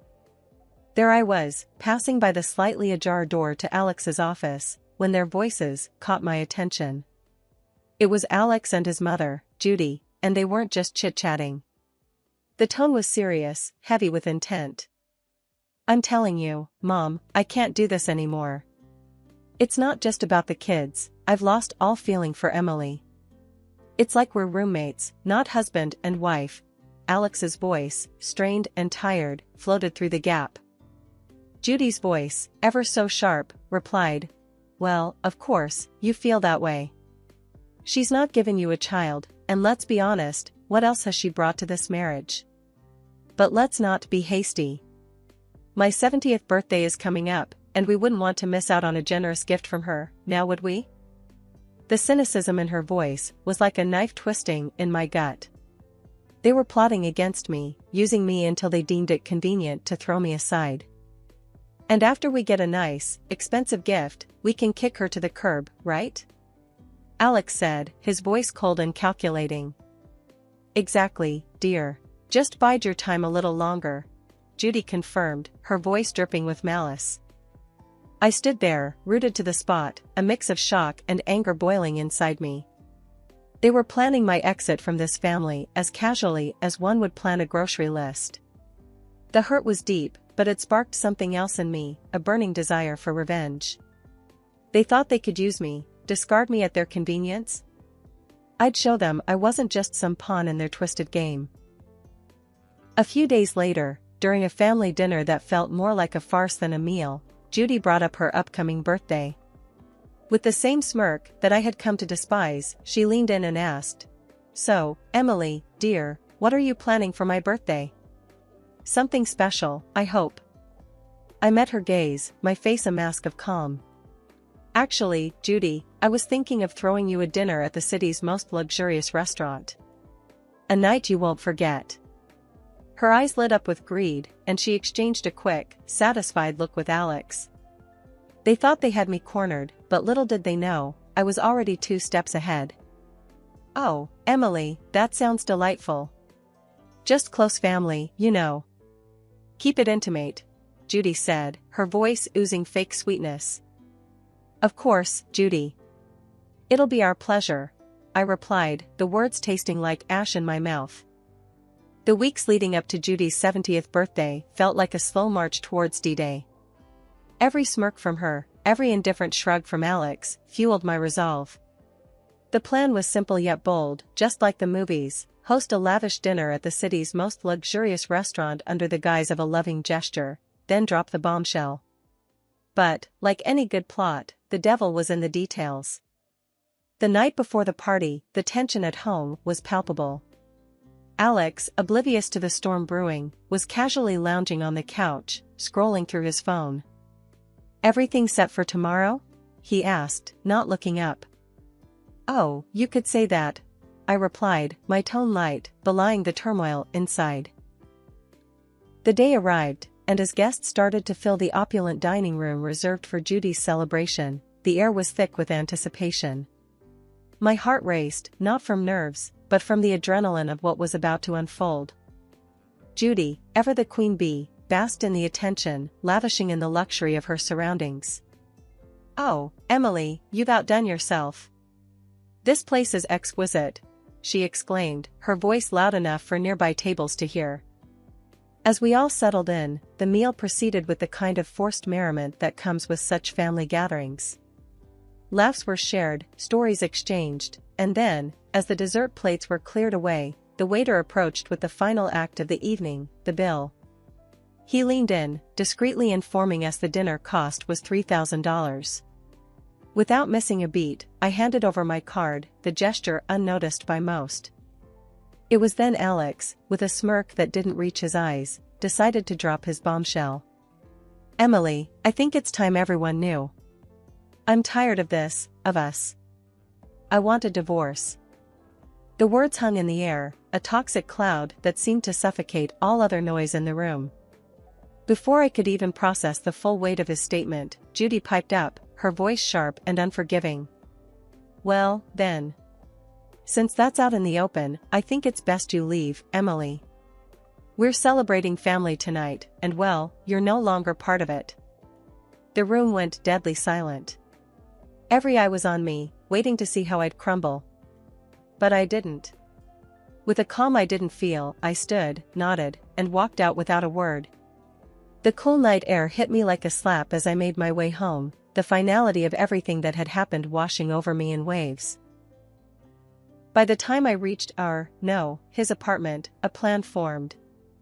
I packed my essentials, the numbness giving way to a cold resolve. This was it. The end of one life and the start of another. As I zipped the last suitcase, my phone started buzzing, a relentless, insistent vibration that I initially ignored. Curiosity, however, got the better of me. Judy's voice screeched from the other end. "Emily. The payment didn't go through. You need to fix this now." The sweet, sweet irony. In my preparations for the inevitable, I had secured my exit strategy. I had blocked the shared account, knowing it would be the first thing Alex would try to use against me. "Oh, Judy, that's unfortunate. But since I'm no longer part of the family, as you so eloquently put it, I'm afraid you'll have to sort this out yourselves." Her outrage was palpable, even through the phone, but it was music to my ears. The chaos that unfolded was a fitting end to the farce my marriage had become.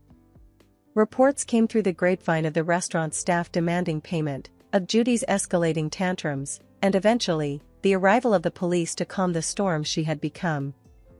In the end, it was Alex and his relatives who had to pool together the money to settle the bill, a poetic justice for the betrayal and humiliation they had subjected me to. The morning after the dinner disaster felt like waking up to the aftermath of a storm. I had my plan, my resolve, and a set of divorce papers in my hand as I made my way back to what used to be our shared home for the last time. The moment I stepped through the door, the air crackled with tension, thick enough to cut with a knife. Alex and Judy were there, looking like they'd been arguing.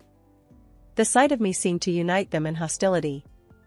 "You've got some nerve showing up here after last night," Alex spat out, his face a mix of anger and disbelief. Judy, ever the viper, was quick to add her poison. "Ungrateful wretch. You've embarrassed us in front of the whole city. Do you know how humiliating it was to have the police calm me down? People were laughing, filming." I met their fury with a calm I didn't feel. "Embarrassed? You think that's your biggest problem right now?" I tossed the divorce papers on the table, the photos of Alex's infidelity on top. "You should be more concerned with this." The color drained from Alex's face as he picked up the photos, his mother peering over his shoulder. Their outrage turned to shock, then to panic as they realized the extent of what I had. "And let's not forget the prenup, shall we?" I continued, my voice steady. "You cheat, you pay. $100,000, to be exact." Judy's face twisted into a snarl. "You wouldn't dare. You can't do this to us." "Oh, but I can. And I will." My tone was cold, final. Alex, the reality of the situation finally dawning on him, switched tactics. Please. Let's talk about this. We can fix it." I couldn't help but laugh, bitter and hard. "Fix it? You think you can just undo everything with a few words?" "No, Alex. It's done." Judy, ever the manipulator, tried a softer approach, her voice dripping with faux concern. "Emily, darling, think about what you're doing. This will ruin us." "That ship has sailed, Judy. You should have thought about that before." The begging turned to pleading, their words a desperate scramble to salvage what they could. But my mind was made up. I was done being the victim, done with their lies and manipulations. In the end, Alex had no choice but to borrow the money from his parents to pay me. As I left that house for the last time, check in hand, I felt a weight lift off my shoulders. After everything went down, I used the payout from Alex to put a down payment on a small but cozy place of my own. It's funny, you know, how much peace you can find in the walls of a place that's just yours, where every nook feels like a sanctuary from the chaos of the past. Life's quieter now, and I like it that way. I've got a job that keeps me busy, neighbors who nod and smile, and a little garden that's all mine to tend to. But every once in a while, the grapevine tosses a juicy bit my way about Alex and Judy. Just the other day, I was grabbing coffee from the corner spot where locals hang, and I'd bumped into someone from the old neighborhood. After the usual pleasantries, they leaned in, voice dropping to a conspiratorial whisper. "Hey, have you heard about the latest drama with your ex and his mom?" they asked, eyes gleaming with the thrill of gossip. I couldn't help but raise an eyebrow, a mix of curiosity and detachment taking hold. "Can't say that I have." "Do tell." "Well," they started, clearly savoring the moment. "It seems Judy's not too pleased with Alex's new girlfriend. Word is, they've been at it like cats and dogs. Makes your situation look like a walk in the park."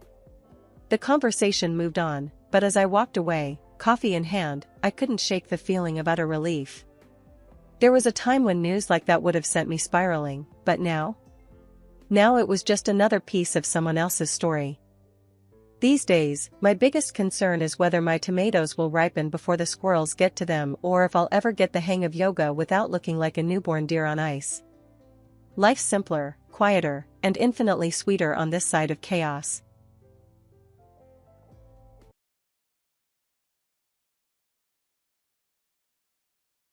Hey, everybody. Name's Emma, and if you've got a minute, I've got a tale that's a bit of a roller coaster, one that dives into love, betrayal, and a fight for dignity. Before we dive into the deep end, let me set the stage and introduce you to the cast of this little drama of mine. It starts with me, Emma.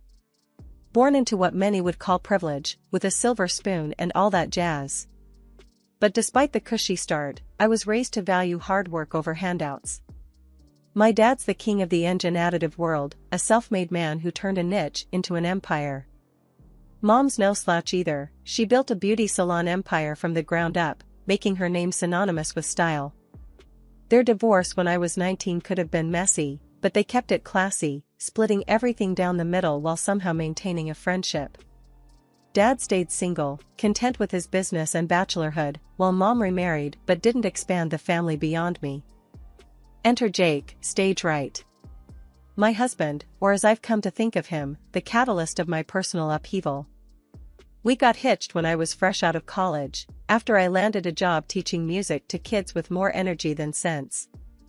Life seemed pretty sweet until we hit a bump. I got pregnant, and suddenly, Jake's true colors started to bleed through.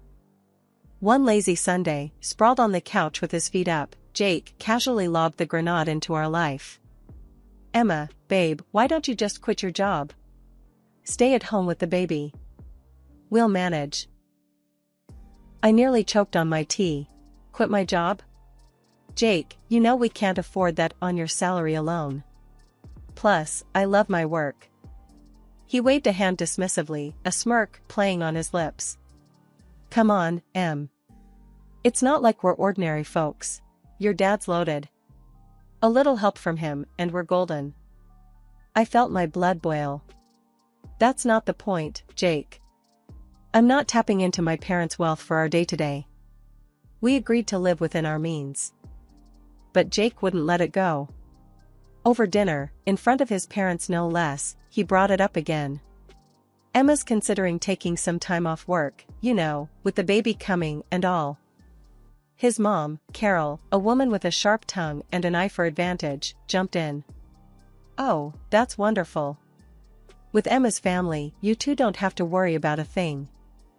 I clenched my fork a little tighter, trying to keep my cool. Actually, we haven't decided anything. And we intend to manage on our own, thank you. Jake's dad, Frank, never one to miss a beat, chimed in with a chuckle. Why play the hard way, Emma? A little help from your folks, and you could be living easy. Why waste that opportunity? The conversation spiraled from there, with Jake and his parents painting grand pictures of a life lived on my parents' dime. Every word felt like a betrayal, twisting the knife a bit deeper. They didn't see me, they saw a ticket to an easy life. That night, lying in bed next to Jake, I couldn't shake the feeling of isolation. Jake, do you really think we should be relying on my parents like that? I whispered, hoping for some sign I'd misread the situation. He rolled over, facing me with those eyes that once melted my heart. Emma, it's not about need. It's about what's smart. Your parents can afford it, and we deserve a break. Why not take it? Deserve. That word echoed in my head long after Jake had drifted off to sleep. It was clear we were on different paths, with different values. I lay awake, staring at the ceiling, wondering how I'd missed the signs, and where we went from here. After that first clash with Jake about money and pride, I thought maybe, just maybe, we'd find our way back to the same page. But, oh, was I wrong? Enter the in-laws, stage left, with their own special brand of chaos. Jake's folks weren't exactly the poster children for self-reliance. They had this way of sniffing out a free meal from miles away, and my family's wealth was like a beacon to them. One evening, we're all sitting around our cramped living room, and Frank's going on about this new business opportunity that just needed a small investment to get off the ground. So, Emma, darling, Carol starts, her voice dripping with that fake sweetness that could give you cavities. With your family's resources, I bet you could easily help us out. It's such a sure thing. I tried to keep my cool, really I did. Carol, Frank, I've told you before, we're managing our finances independently. My parents' money isn't part of this equation. But Frank, oh, he's got the persistence of a door-to-door salesman. Come on, Emma. It's not like you'd feel it. What's a few thousand to your dad? He probably spends that on golf in a weekend. The audacity floored me. Here they were, sitting in our home, eating our food, and they had the guts to treat my family's hard-earned money like it was theirs for the taking. Jake tries to play mediator. Maybe they have a point. It's just a loan, right? We could help out family. Family? I nearly choked on the word. Jake, when did we decide it's our job to bankroll your parents' dreams? The room went ice cold. Carol, not one to let a moment of drama go by unexploited, piped up. Well, I never. Here we thought family helped each other out. But if you're going to be stingy.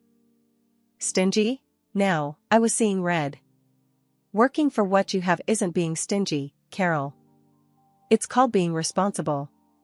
Maybe you should try it sometime. Frank tried to smooth things over, but the damage was done. Look, Emma, no need to get upset. We're just talking here. Talking, right. I couldn't hide my sarcasm. Seems like all we ever do is talk about how my family can solve your problems. That night, after they finally left, with Jake apologizing for his parents' misunderstanding, I lay awake, staring at the ceiling. It wasn't just a misunderstanding. It was a full-on invasion of our lives by two people who saw me not as a daughter-in-law, but as a walking, talking ATM. After our little Lily came into this world, life took a turn I didn't quite expect. You'd think the arrival of a grandchild would bring out the best in people, right? Well, not so much with Jake's folks. They showed up at the hospital with what had to be the cheapest onesie from the discount bin. It still had the clearance sticker on it. But when my folks came through with a beautiful hand-knit blanket and some top-notch baby gear, you'd have thought World War III was about to break out in that hospital room. Wow, really laying it on thick, aren't they? Carol quipped, eyeing the gifts with a mix of disdain and envy. Must be nice to just throw money around. Bet they could have just gotten you a house instead of all this fluff. Jake chimed in with a chuckle. Yeah, Mom's got a point, Em. Your folks sure don't hold back. A house might have been more practical, huh? My heart sank. Here I was, holding our newborn, and all they could talk about was how my parents should have spent their money. It stung, hearing Jake echo his mom's words. Was our daughter just a dollar sign to them? I tried to keep the peace, biting back my growing anger. Well, it's not about the price tag, right? It's the thought that counts. But Frank wasn't about to let it go. Oh, sure. But when you think about it, a nice little investment in property, now, that's a gift that keeps on giving. The ride home from the hospital was tense.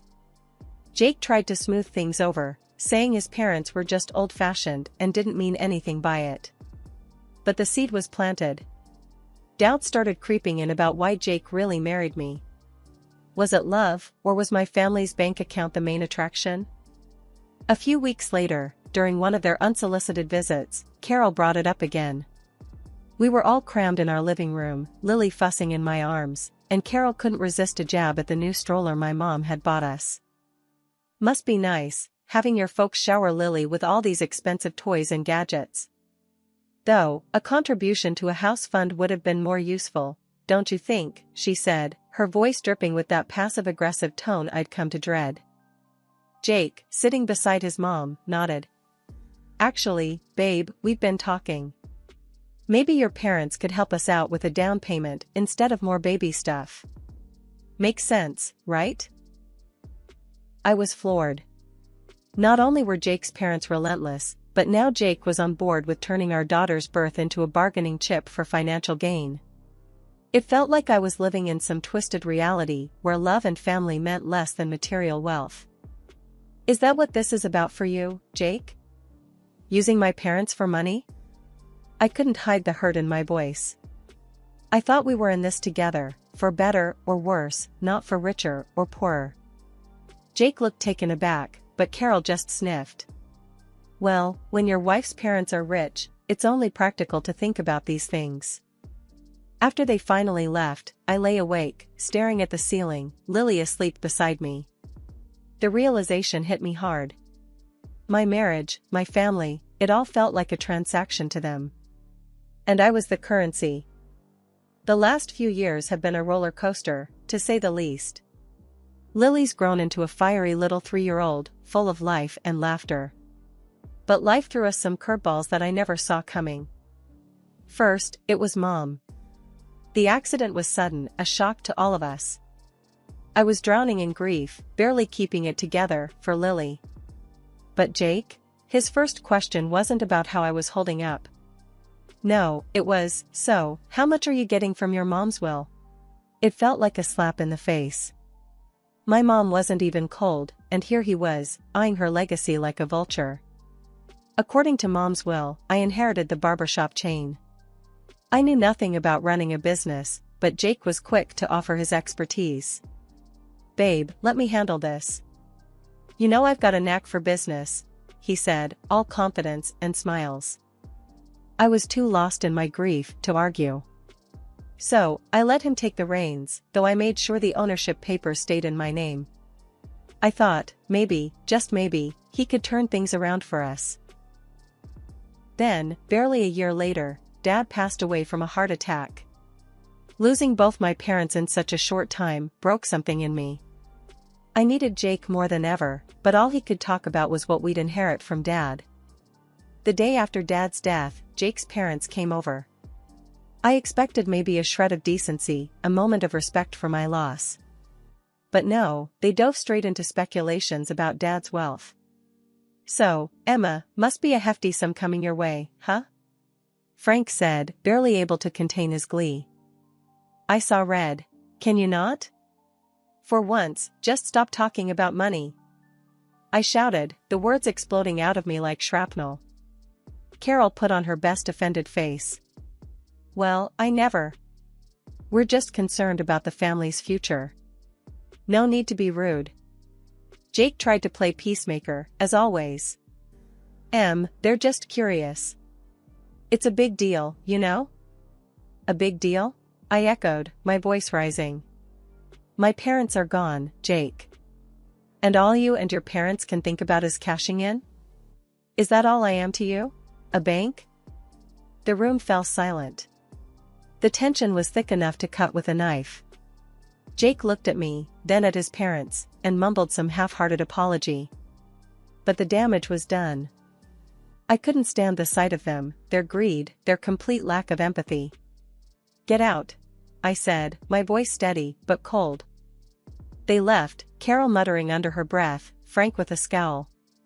Jake lingered, trying to justify his parents' behavior. But I was done listening. 2 days after my dad died, Jake comes bouncing through the doorway earlier than usual. Babe, I've got awesome news. He beams at me, barely containing his excitement. I've struck a deal to sell the hairdresser chain. Can you believe it? My jaw nearly hit the floor.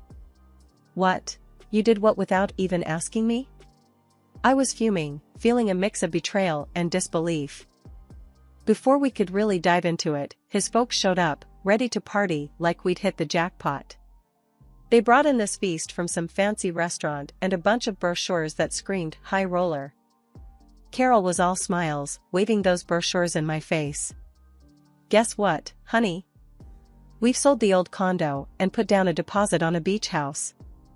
We're all moving to the coast. I stared at her, feeling like I was trapped in some bad dream. Hold on. You what? Nobody asked me about moving. I don't want to live by the beach, with all that humidity and the winds? With a kid? Are you out of your mind? Carol just waved off my concerns like I was talking about the weather. Oh, don't you worry about that. We've also booked a cruise. You should come with us. It'll be fabulous. Where's this money coming from? I asked, my patience wearing thin. Well, darling, with your father's passing and the sale of the salons, money's no object now. We're set for life. Think about it, yachts, private jets. We're living the dream. Carol's eyes were practically sparkling with dollar signs. I turned to Jake, utterly dumbfounded. Why are we even talking about selling my mom's business again? And what's this nonsense about being set for life? Babe, it makes sense. Managing both businesses will be too much. We gotta focus on what's more profitable. It's for our future, for our daughter's future. I couldn't believe what I was hearing. The greed, the audacity, it was all too much. Show me the financials for the salon, I demanded. I want to see everything before we make any rash decisions. Jake squirmed, avoiding eye contact. Look, it's all about our future, about making sure we're comfortable. His parents joined the chorus, pressing me to just let go and enjoy the windfall. But looking at them, all I could see were vultures circling. Why the rush to sell the hairdresser shops again? I pressed, needing answers from Tom. Jake shrugged, the picture of faux reason. Look, babe, after your dad's gone, juggling both businesses just doesn't make sense. We gotta focus on what brings in more dough. The car oil thing is a gold mine, compared to the salons. His folks perked up at this, chiming in with their 2 cents. Darling, think about it. Selling those little shops could give you a life of luxury. Why waste your time on them? His mom cooed, her voice dripping with greed. The sight of them, practically salivating over my inheritance, made my skin crawl. I want you to leave. Now, I said, my voice firm, my resolve stronger. This is a time to mourn my father, not feast on what he left behind. Jake tried to interrupt, but I cut him off. And another thing, this is my inheritance we're talking about. Mine. You and your parents have no say in this. The air turned icy as they realized I wasn't the pushover they thought I was. With heavy steps and heavier scowls, they left, leaving me to ponder the lonely battle ahead. The dawn after my father's funeral found me in a fog of grief, the world around me dulled to a monotonous gray. That's when Jake decided to inject his version of color back into our lives. Over a breakfast that tasted like cardboard, he launched into his agenda. We need to call a meeting with the founders of your father's company, pronto, Jake stated, his voice slicing through the quiet like a knife. I paused, a piece of toast halfway to my mouth, and stared at him. Jake, my father has just been buried. Can't this wait? I need some time to process everything. He waved off my concerns with a flick of his hand. Time is money, babe. We need to act fast. Frustrated and seeking clarity, I reached out to our family lawyer, asking for a breakdown of the barbershop chain's status and a primer on my father's business dealings. Information, I hoped, would give me some ground to stand on. A month whirled by in a blur of legal jargon and financial statements until Jake, accompanied by his parents, descended upon our house once more, each of them bursting with unsolicited advice and greed-laden suggestions.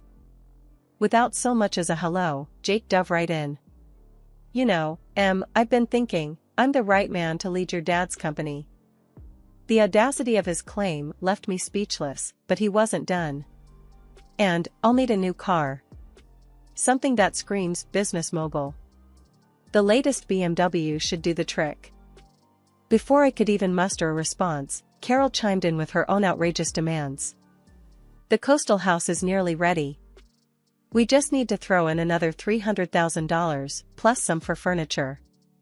And, dear, I expect you to set up an account for me. I need to maintain my lifestyle, after all. After listening to their endless demands, I knew what I had to do. It was like a switch flipped inside me. No more Mrs. Nice Gal. Clutching the divorce papers like a shield, I stepped forward, interrupting their chatter. Jake, we need to talk, I announced, placing the papers before him on the coffee table. He picked them up, a frown creasing his forehead. What's this, then? His attempt at nonchalance couldn't hide the tremor in his voice. Divorce papers, I stated, every word deliberate, icy. I've had the business audited. Jake, you've run it into the ground. It's teetering on the edge of ruin because of your management. His face drained of color, a guilty child caught in a lie. I was trying to make it better, he stammered, his excuses as flimsy as his confidence. Make it better? By firing our most talented staff and neglecting the core of what made the business succeed. My voice rose, fueled by a cocktail of anger and betrayal. Carol, ever the meddler, couldn't resist intervening. Now, dear, let's remember he's entitled to half of everything. Marriage binds assets, after all. I couldn't help but laugh, but there was no joy in it. Nice try. But everything's been in my name since before I made the colossal mistake of marrying your son. He gets nothing from me." The room went silent.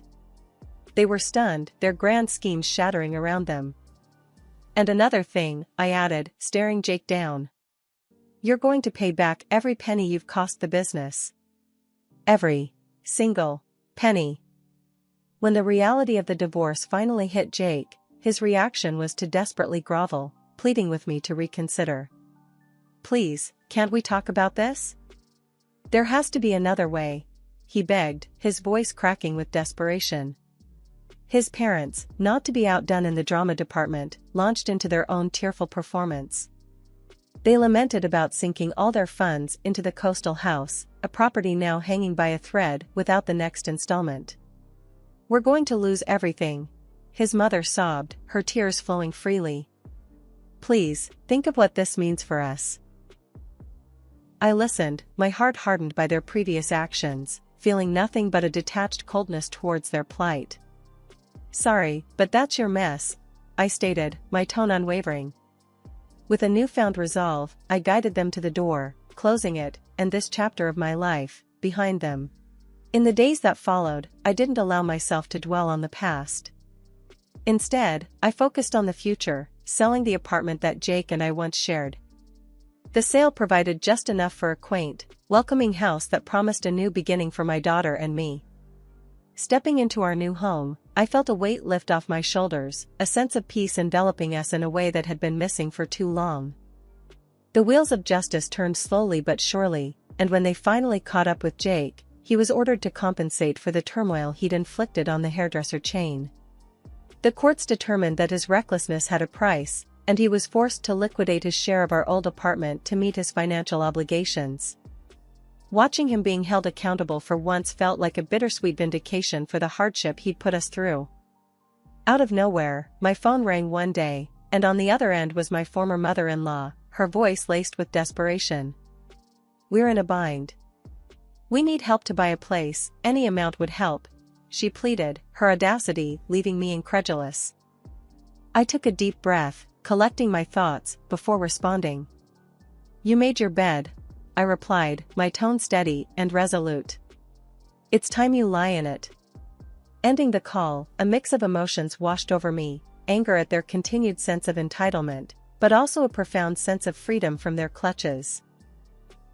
After everything that went down with the divorce and wrestling back control over my mom's hairdresser chain, life finally started to brighten up again. It was a tough climb, but gradually, the salons began to find their old spark. Bringing back those top stylists we'd lost felt like a victory parade. Watching them walk back through those doors, ready to bring their magic back to our chairs, it was like watching the place come alive again. Turns out, I was more cut out for the business world than I'd ever imagined. Each day was a new lesson, a new surprise about what I could achieve. If it hadn't been for being cornered by life's cruel twists, I might never have uncovered this side of me. Handling my dad's car oil business was another mountain to climb. For now, I decided to bring in a manager to steer the ship while I got my bearings. "It's all yours for now, but keep me in the loop," I told him, making it clear I was still in charge. "Once Lily's old enough, maybe around 20, I'm thinking of passing it to her if she's interested. I want her to have options, to choose her path. Meanwhile, I'm dipping my toes into it, learning the ropes." Our new home, just me and Lily, was a haven of peace, a world away from the turmoil we'd left behind. It was small, sure, but it was ours, a place where we could grow, heal, and build something new. Every corner filled with laughter, every nook cradling a memory we were making together. Out in the garden, Lily's laughter was a balm to my soul. "Mommy, when I grow up, I want to be just like you," she'd say, her eyes alight with wonder and admiration. "You're going to be even more amazing," I'd respond, pulling her into a hug. I knew, deep down, that we were on the brink of something wonderful. Together, we were unstoppable, ready to meet whatever the future held with open arms and hopeful hearts.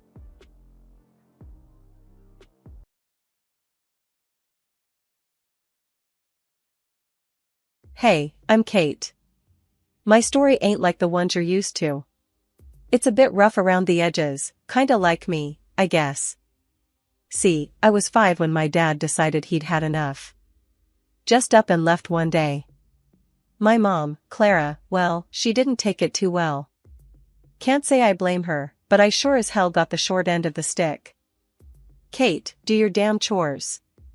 Clara's voice would cut through the silence of our small, cluttered house like a knife. She had this way of making me feel like I was nothing but a burden. I'm doing them, Mom. I'd shoot back, trying to keep my voice steady. I learned early on that talking back only made things worse, but sometimes I couldn't help myself. She'd just scoff, muttering something about me being just as useless as my dad. That stung. I didn't even remember him that well, but according to Clara, I was his spitting image, a constant, living reminder of the man who left us. Most days, she'd be out, trying to scrape together a life for us, or that's what she claimed. I spent a lot of nights alone, or worse, with her friends who barely tolerated my presence. Keep an eye on Kate, she'd say, as if I was some pet she couldn't be bothered to care for. The few times she was home, affection was in short supply. A head pat here, a distracted there as I tried to tell her about my day. It was like talking to a wall. One evening, I tried to hug her. I just wanted to feel like her daughter, you know? She stiffened up and pushed me away. What do you want now? She snapped, eyeing me like I'd asked for the moon. Nothing, I mumbled, stepping back. I learned to stop asking for hugs after that. School wasn't much better.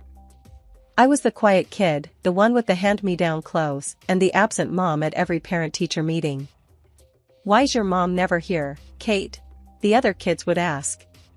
What was I supposed to say? That she didn't care? One day, Clara came home in a foul mood, worse than usual. She'd had a fight with one of her friends, the kind that was supposed to watch me, but just let me fend for myself. Why can't you be more like other kids, Kate? Look at you, sitting there with your stupid books. You're just like your father, a complete waste of space. I bit my lip, holding back tears. Arguing would only make it worse. Sorry, Mom, was all I could say, even though I didn't understand what I was apologizing for. That night, I lay in bed, listening to the silence of the house. It was overwhelming, the feeling of being so unloved, so unwanted. I promised myself that one day, things would be different. I wouldn't end up bitter and alone like Clara. I didn't know how I'd make it happen, but I had to believe there was more to life than this. Then Mark came along. Mom married him in a whirlwind, and suddenly, we were a family again. But when Lily was born, it was as if I became invisible, a ghost wandering the halls of a house that no longer felt like home. Kate, look at your sister. Why can't you be more like her? Mom would often say, her gaze fixed on Lily with a warmth I hadn't seen in years. I tried to remember the last time she'd looked at me like that, but came up empty. I shrugged, attempting to ignore the sting of her words. What do you mean, Mom? She sighed, a sound of frustration and disappointment. Lily's so put together, so delicate. And you? You're always in those baggy clothes, hiding who knows what. You could be pretty if you tried. Mark would sometimes interject, a gentle mediator in our stormy household. Clara, Kate's fine the way she is. She's smart, kind. But Mom would cut him off, her voice cold. I'm talking to my daughter, Mark. Stay out of this. The divide between Lily and me grew as she embraced her role as the cherished child. She knew she was the favorite and used it to her advantage, sabotaging me with a smile on her face. Mom, Kate won't share her makeup with me. Lily would lie, knowing full well I had barely enough for myself. I bought that for both of you, Mom would snap at me, without bothering to check the truth. Why do you always have to be so selfish? But I'd start, only to be silenced by a look. Mark, bless his heart, tried to make peace, but his efforts were often in vain. One evening, as I helped Lily with her homework, she deliberately knocked her glass of juice over my papers. Oops, she said, not a hint of remorse in her voice. Lily, Apologize to your sister, Mark said firmly, witnessing the scene.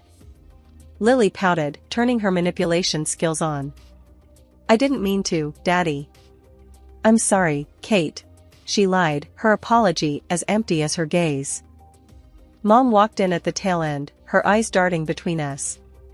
Without missing a beat, she sided with Lily. Kate, can't you see she's sorry? Stop making a scene and clean this up. Frustration boiling within me, I cleaned up the mess, the injustice of it all burning in my chest. It was always the same, Lily's word against mine, and I was always the villain in Mom's eyes. One day, feeling a mix of desperation and longing for a connection, I called Mark Dad in a moment of vulnerability. It slipped out, natural as breathing, but the fallout was immediate and harsh. Mom's face twisted into a mask of fury. How dare you? You have a father, Kate, and Mark is not him. You're just trying to replace him because he didn't want you.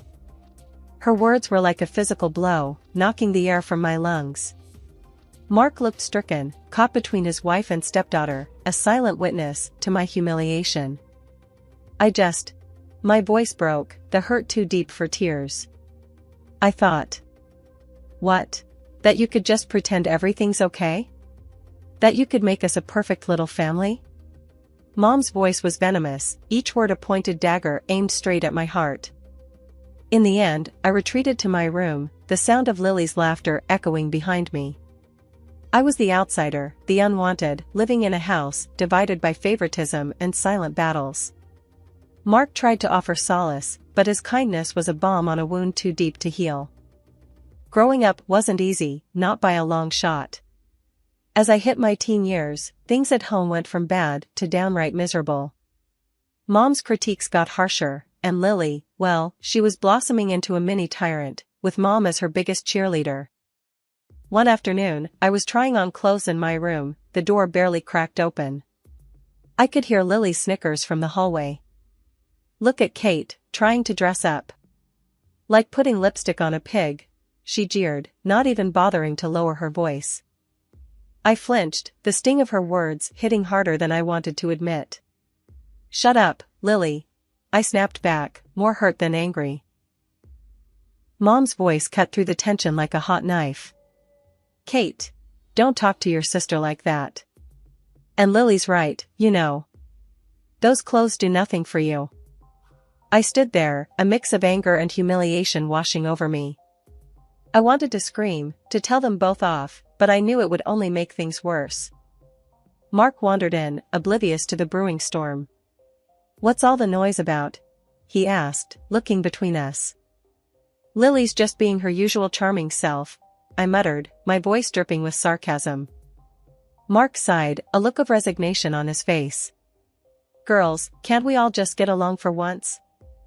Tell her to stop picking on me, then, Lily whined, playing the victim like she always did. I'm not the one starting things, I protested, but it fell on deaf ears. Mark just shook his head and walked away, leaving me to fend for myself yet again. The next day at school, I overheard some kids talking about a party. For a fleeting moment, I entertained the idea of going, of being normal, for a change. But then reality crashed back in. I couldn't bring anyone home. Mom would make sure any friend or boy I liked would run for the hills with her comments. One evening, Mom was on one of her tirades about my appearance. You could be pretty if you actually tried, Kate. Look at Lily, she takes care of herself. I was at my breaking point. Why do you always compare me to her? I'm not Lily. Mom just rolled her eyes. Because she sets a good example. You could learn a lot from your sister. The words felt like a slap in the face. It was always Lily, always about how perfect she was and how I just couldn't measure up. I stormed off, my heart pounding in my chest. Alone in my room, I let the tears come. It was clear I was the odd one out in this family, the constant disappointment. And no matter how hard I tried, it felt like it would never be enough. Finding love should have been exciting, right?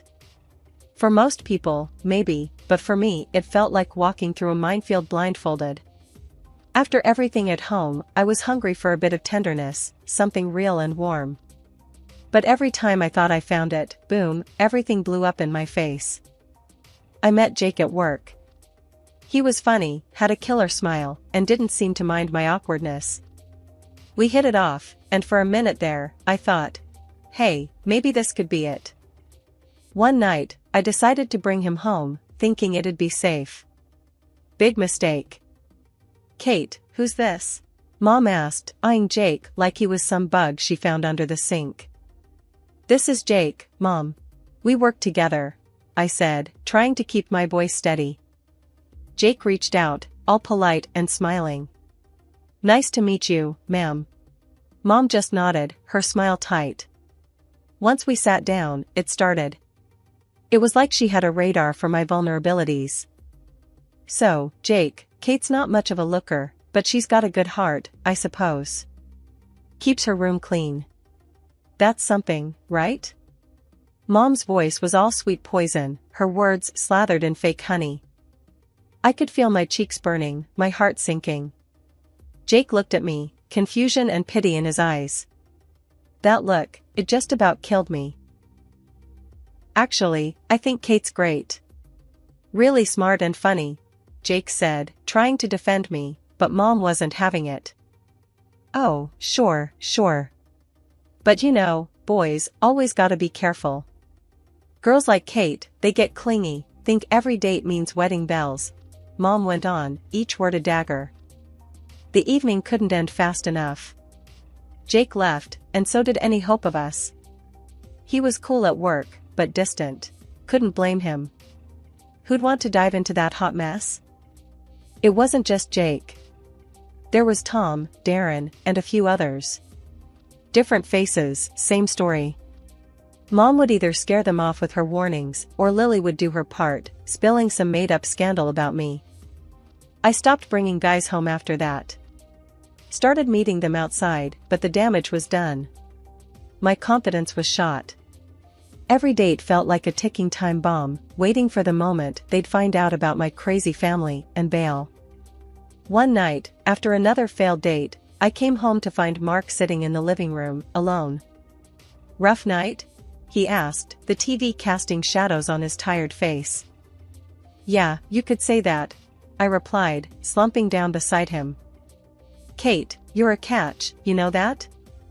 Any guy would be lucky to have you, Mark said, sincere as always. I wanted to believe him, really, I did. But belief was a luxury I couldn't afford.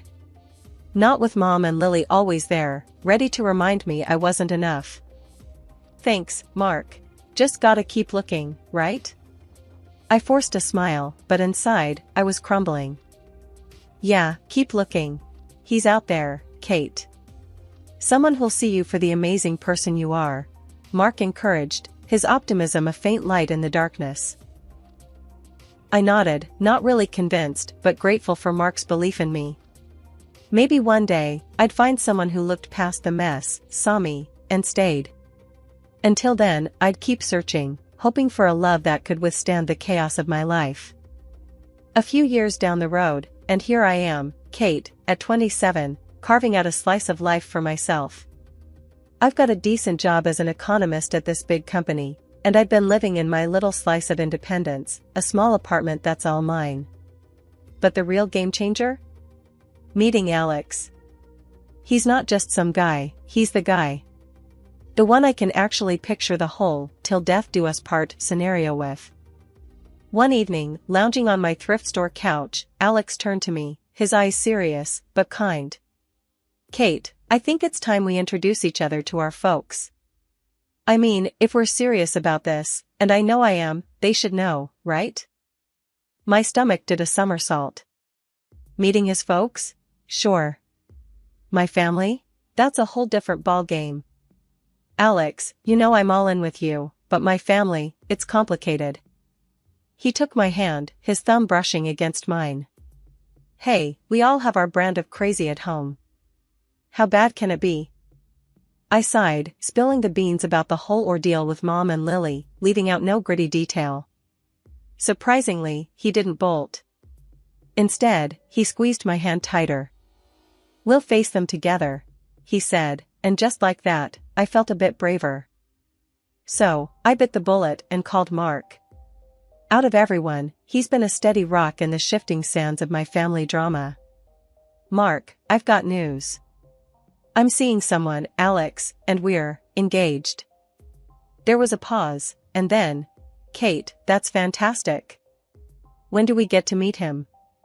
Mark's enthusiasm was like a warm blanket. He didn't skip a beat, jumping straight to when, not if. I let out a breath I didn't know I was holding. Soon, Mark. I'm a bit on edge about Mom and Lily. Don't you worry. I'll smooth things over on this end. Just bring that young man over. It's about time there was some good news around here. Hanging up, I turned to Alex, who'd been watching me with a mix of curiosity and concern. Well, Mark's on board. Looks like we're doing this. He grinned, pulling me into a hug. See? Step 1, down. We'll handle the rest just fine. But as the day approached, I couldn't shake off the nerves. Meeting Alex's folks went better than I could have hoped. They were warm, welcoming, everything you'd want in potential in-laws. It gave me a sliver of hope, maybe too much. Now, as I paced the length of my living room, I tried to muster that same hope for the upcoming dinner at my family's house. Alex, ever the optimist, assured me it'd be all right, but deep down, I knew the storm that was brewing. It was going to be a showdown, my past against my future. But with Alex by my side, I felt a tad more courageous. Still, I couldn't help but run through every possible scenario, each ending more dramatic than the last. Kate, it'll be okay, Alex said, catching me mid-pace and pulling me into his arms. Whatever happens, we're in it together. The air was thick as Alex and I approached my mom's house, both of us bracing for what was coming. Little did we know, the evening had a twist in store. Kate, Alex, finally. Mom greeted us at the door, her usual frostiness replaced by a warmth that felt out of place. As soon as we were settled and introductions were out of the way, the bomb dropped. So, Alex, Kate tells me you're quite the big shot, director of your company and all, Mom said, her eyes lighting up in a way I hadn't seen in years. Alex, ever humble, just nodded. Well, I wouldn't say big shot, but yeah, I've worked my way up. That's all it took. Suddenly, Mom was all smiles and praises, hanging on Alex's every word. The transformation was almost comical if it wasn't so painfully obvious. Dinner was served, and the atmosphere had done a complete 180. Mom was laying it on thick, every other sentence aimed at showcasing how wonderful our family was, especially Lily. Lily's just been accepted into the honors program at school, Mom boasted, shooting a look at Alex as if to say, see, we're a family of achievers. Lily ate up the attention, adding her own embellishments. Yeah, I've always been top of my class. I guess it runs in the family. I couldn't help but roll my eyes. Alex gave my hand a squeeze under the table, a silent show of solidarity. Mark, bless him, tried to keep things balanced, mentioning some of my achievements, but Mom steamrolled over him, redirecting the conversation back to Lily and, whenever possible, Alex's impressive career. As the night wore on, Mom's tactics became even more transparent. She was laying the groundwork, trying to cement a bond with Alex, presumably to ensure her place in what she saw as our newfound fortune. Alex, you must come from a very driven family. It's so important, don't you think, to instill those values in our children? Mom said, her gaze flitting between Alex and Lily. Alex, to his credit, handled it with grace. Absolutely. Hard work and integrity go a long way, he replied, deliberately including me in the conversation with a look. As we made our excuses to leave, Mom was all but hanging off Alex, insisting we visit more often. You must come for dinner again soon, Alex. It's been such a pleasure, she gushed, practically ignoring me as we said our goodbyes. Once in the car, Alex let out a low whistle. Wow, that was something else. Your mom really knows how to lay it on thick.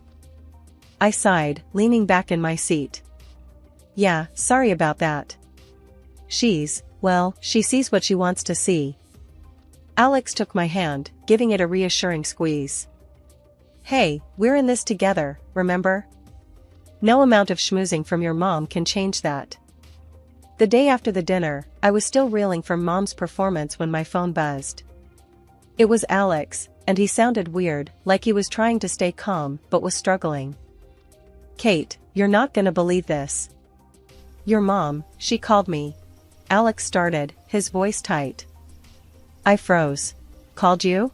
How did she even get your number? He sighed.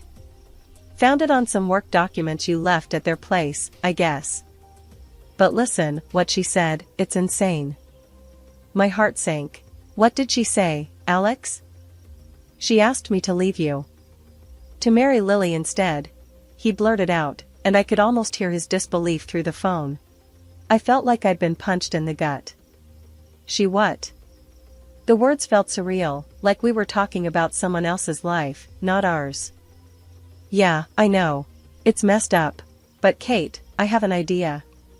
We can expose her, show everyone what she's really like, Alex said, a determined edge to his voice. Fast forward, and I'm sitting in a cafe, wig and sunglasses on, heart pounding as I watch Alex and my mom at a nearby table. The conversation flows, with my mom laying out her absurd proposal like she's negotiating a business deal, unaware of the dictaphone hidden in Alex's jacket.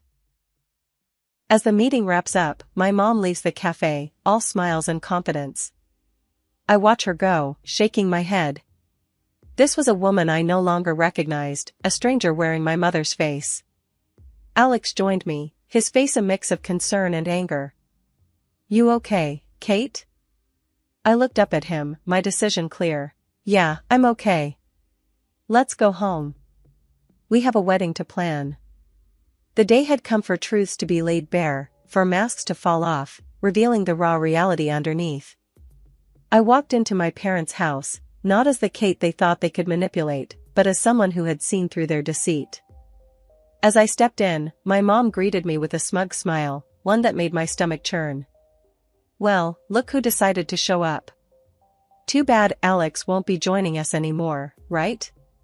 He's chosen Lily over you. She gloated, her voice dripping with false pity. Mark, standing beside her, looked confused, his eyes shifting between Mom, Lily, and me. What's going on here? He asked, his voice heavy with concern. I didn't respond immediately. Instead, I locked eyes with Alex, who had followed me in. We shared a silent nod, a mutual agreement that it was time to end this charade. Actually, Mom, Alex is here, I said, stepping aside to reveal him. Mom's face faltered, her confidence slipping for a moment, before she masked it with indifference. The room was heavy with anticipation as Alex hit play on the recorder. My heart was racing, knowing the weight of what was about to be heard. As my mother's voice filled the room, you could feel the atmosphere shift. I never loved Kate. Her voice echoed, each word a dagger. And Mark, I married him for his money, nothing more. The recording stopped, but its impact lingered, heavy and suffocating. The silence that followed was broken only by the sound of my stepfather's voice, strained and full of hurt. I can't believe this. Mark finally spoke, his voice barely above a whisper but carrying a storm of emotions. His gaze shifted from the recorder to my mother, seeking some denial, some sign of remorse. But there was none. Mark stood up, his decision clear in his hardened gaze. That's it. I'm done. I want a divorce, he declared, his voice stronger now, resolved. You need to leave the house. The fallout was immediate. Accusations flew, tears were shed, and the fabric of our family was irreparably torn. My mother and Lily, united in their scheme, were now facing the consequences of their actions, isolated by their own greed and deceit. As for me, standing there amidst the chaos, I felt a strange sense of peace. The truth, as painful as it was, had set me free from the web of lies that had ensnared our lives for too long. In the weeks that followed, I focused on rebuilding, on planning a future with Alex, one based on trust and love. We got married in a small, intimate ceremony, surrounded by friends and those who truly cared for us. Mark was there, his presence a symbol of the family ties that still held, despite everything. Mom and Lily? I made the difficult decision to cut ties. It wasn't easy, but it was necessary for my peace of mind, for my happiness. As Alex and I stood together, hand in hand, I realized that this was just the beginning. A new chapter, free from the shadows of the past, ready to face whatever came our way, together.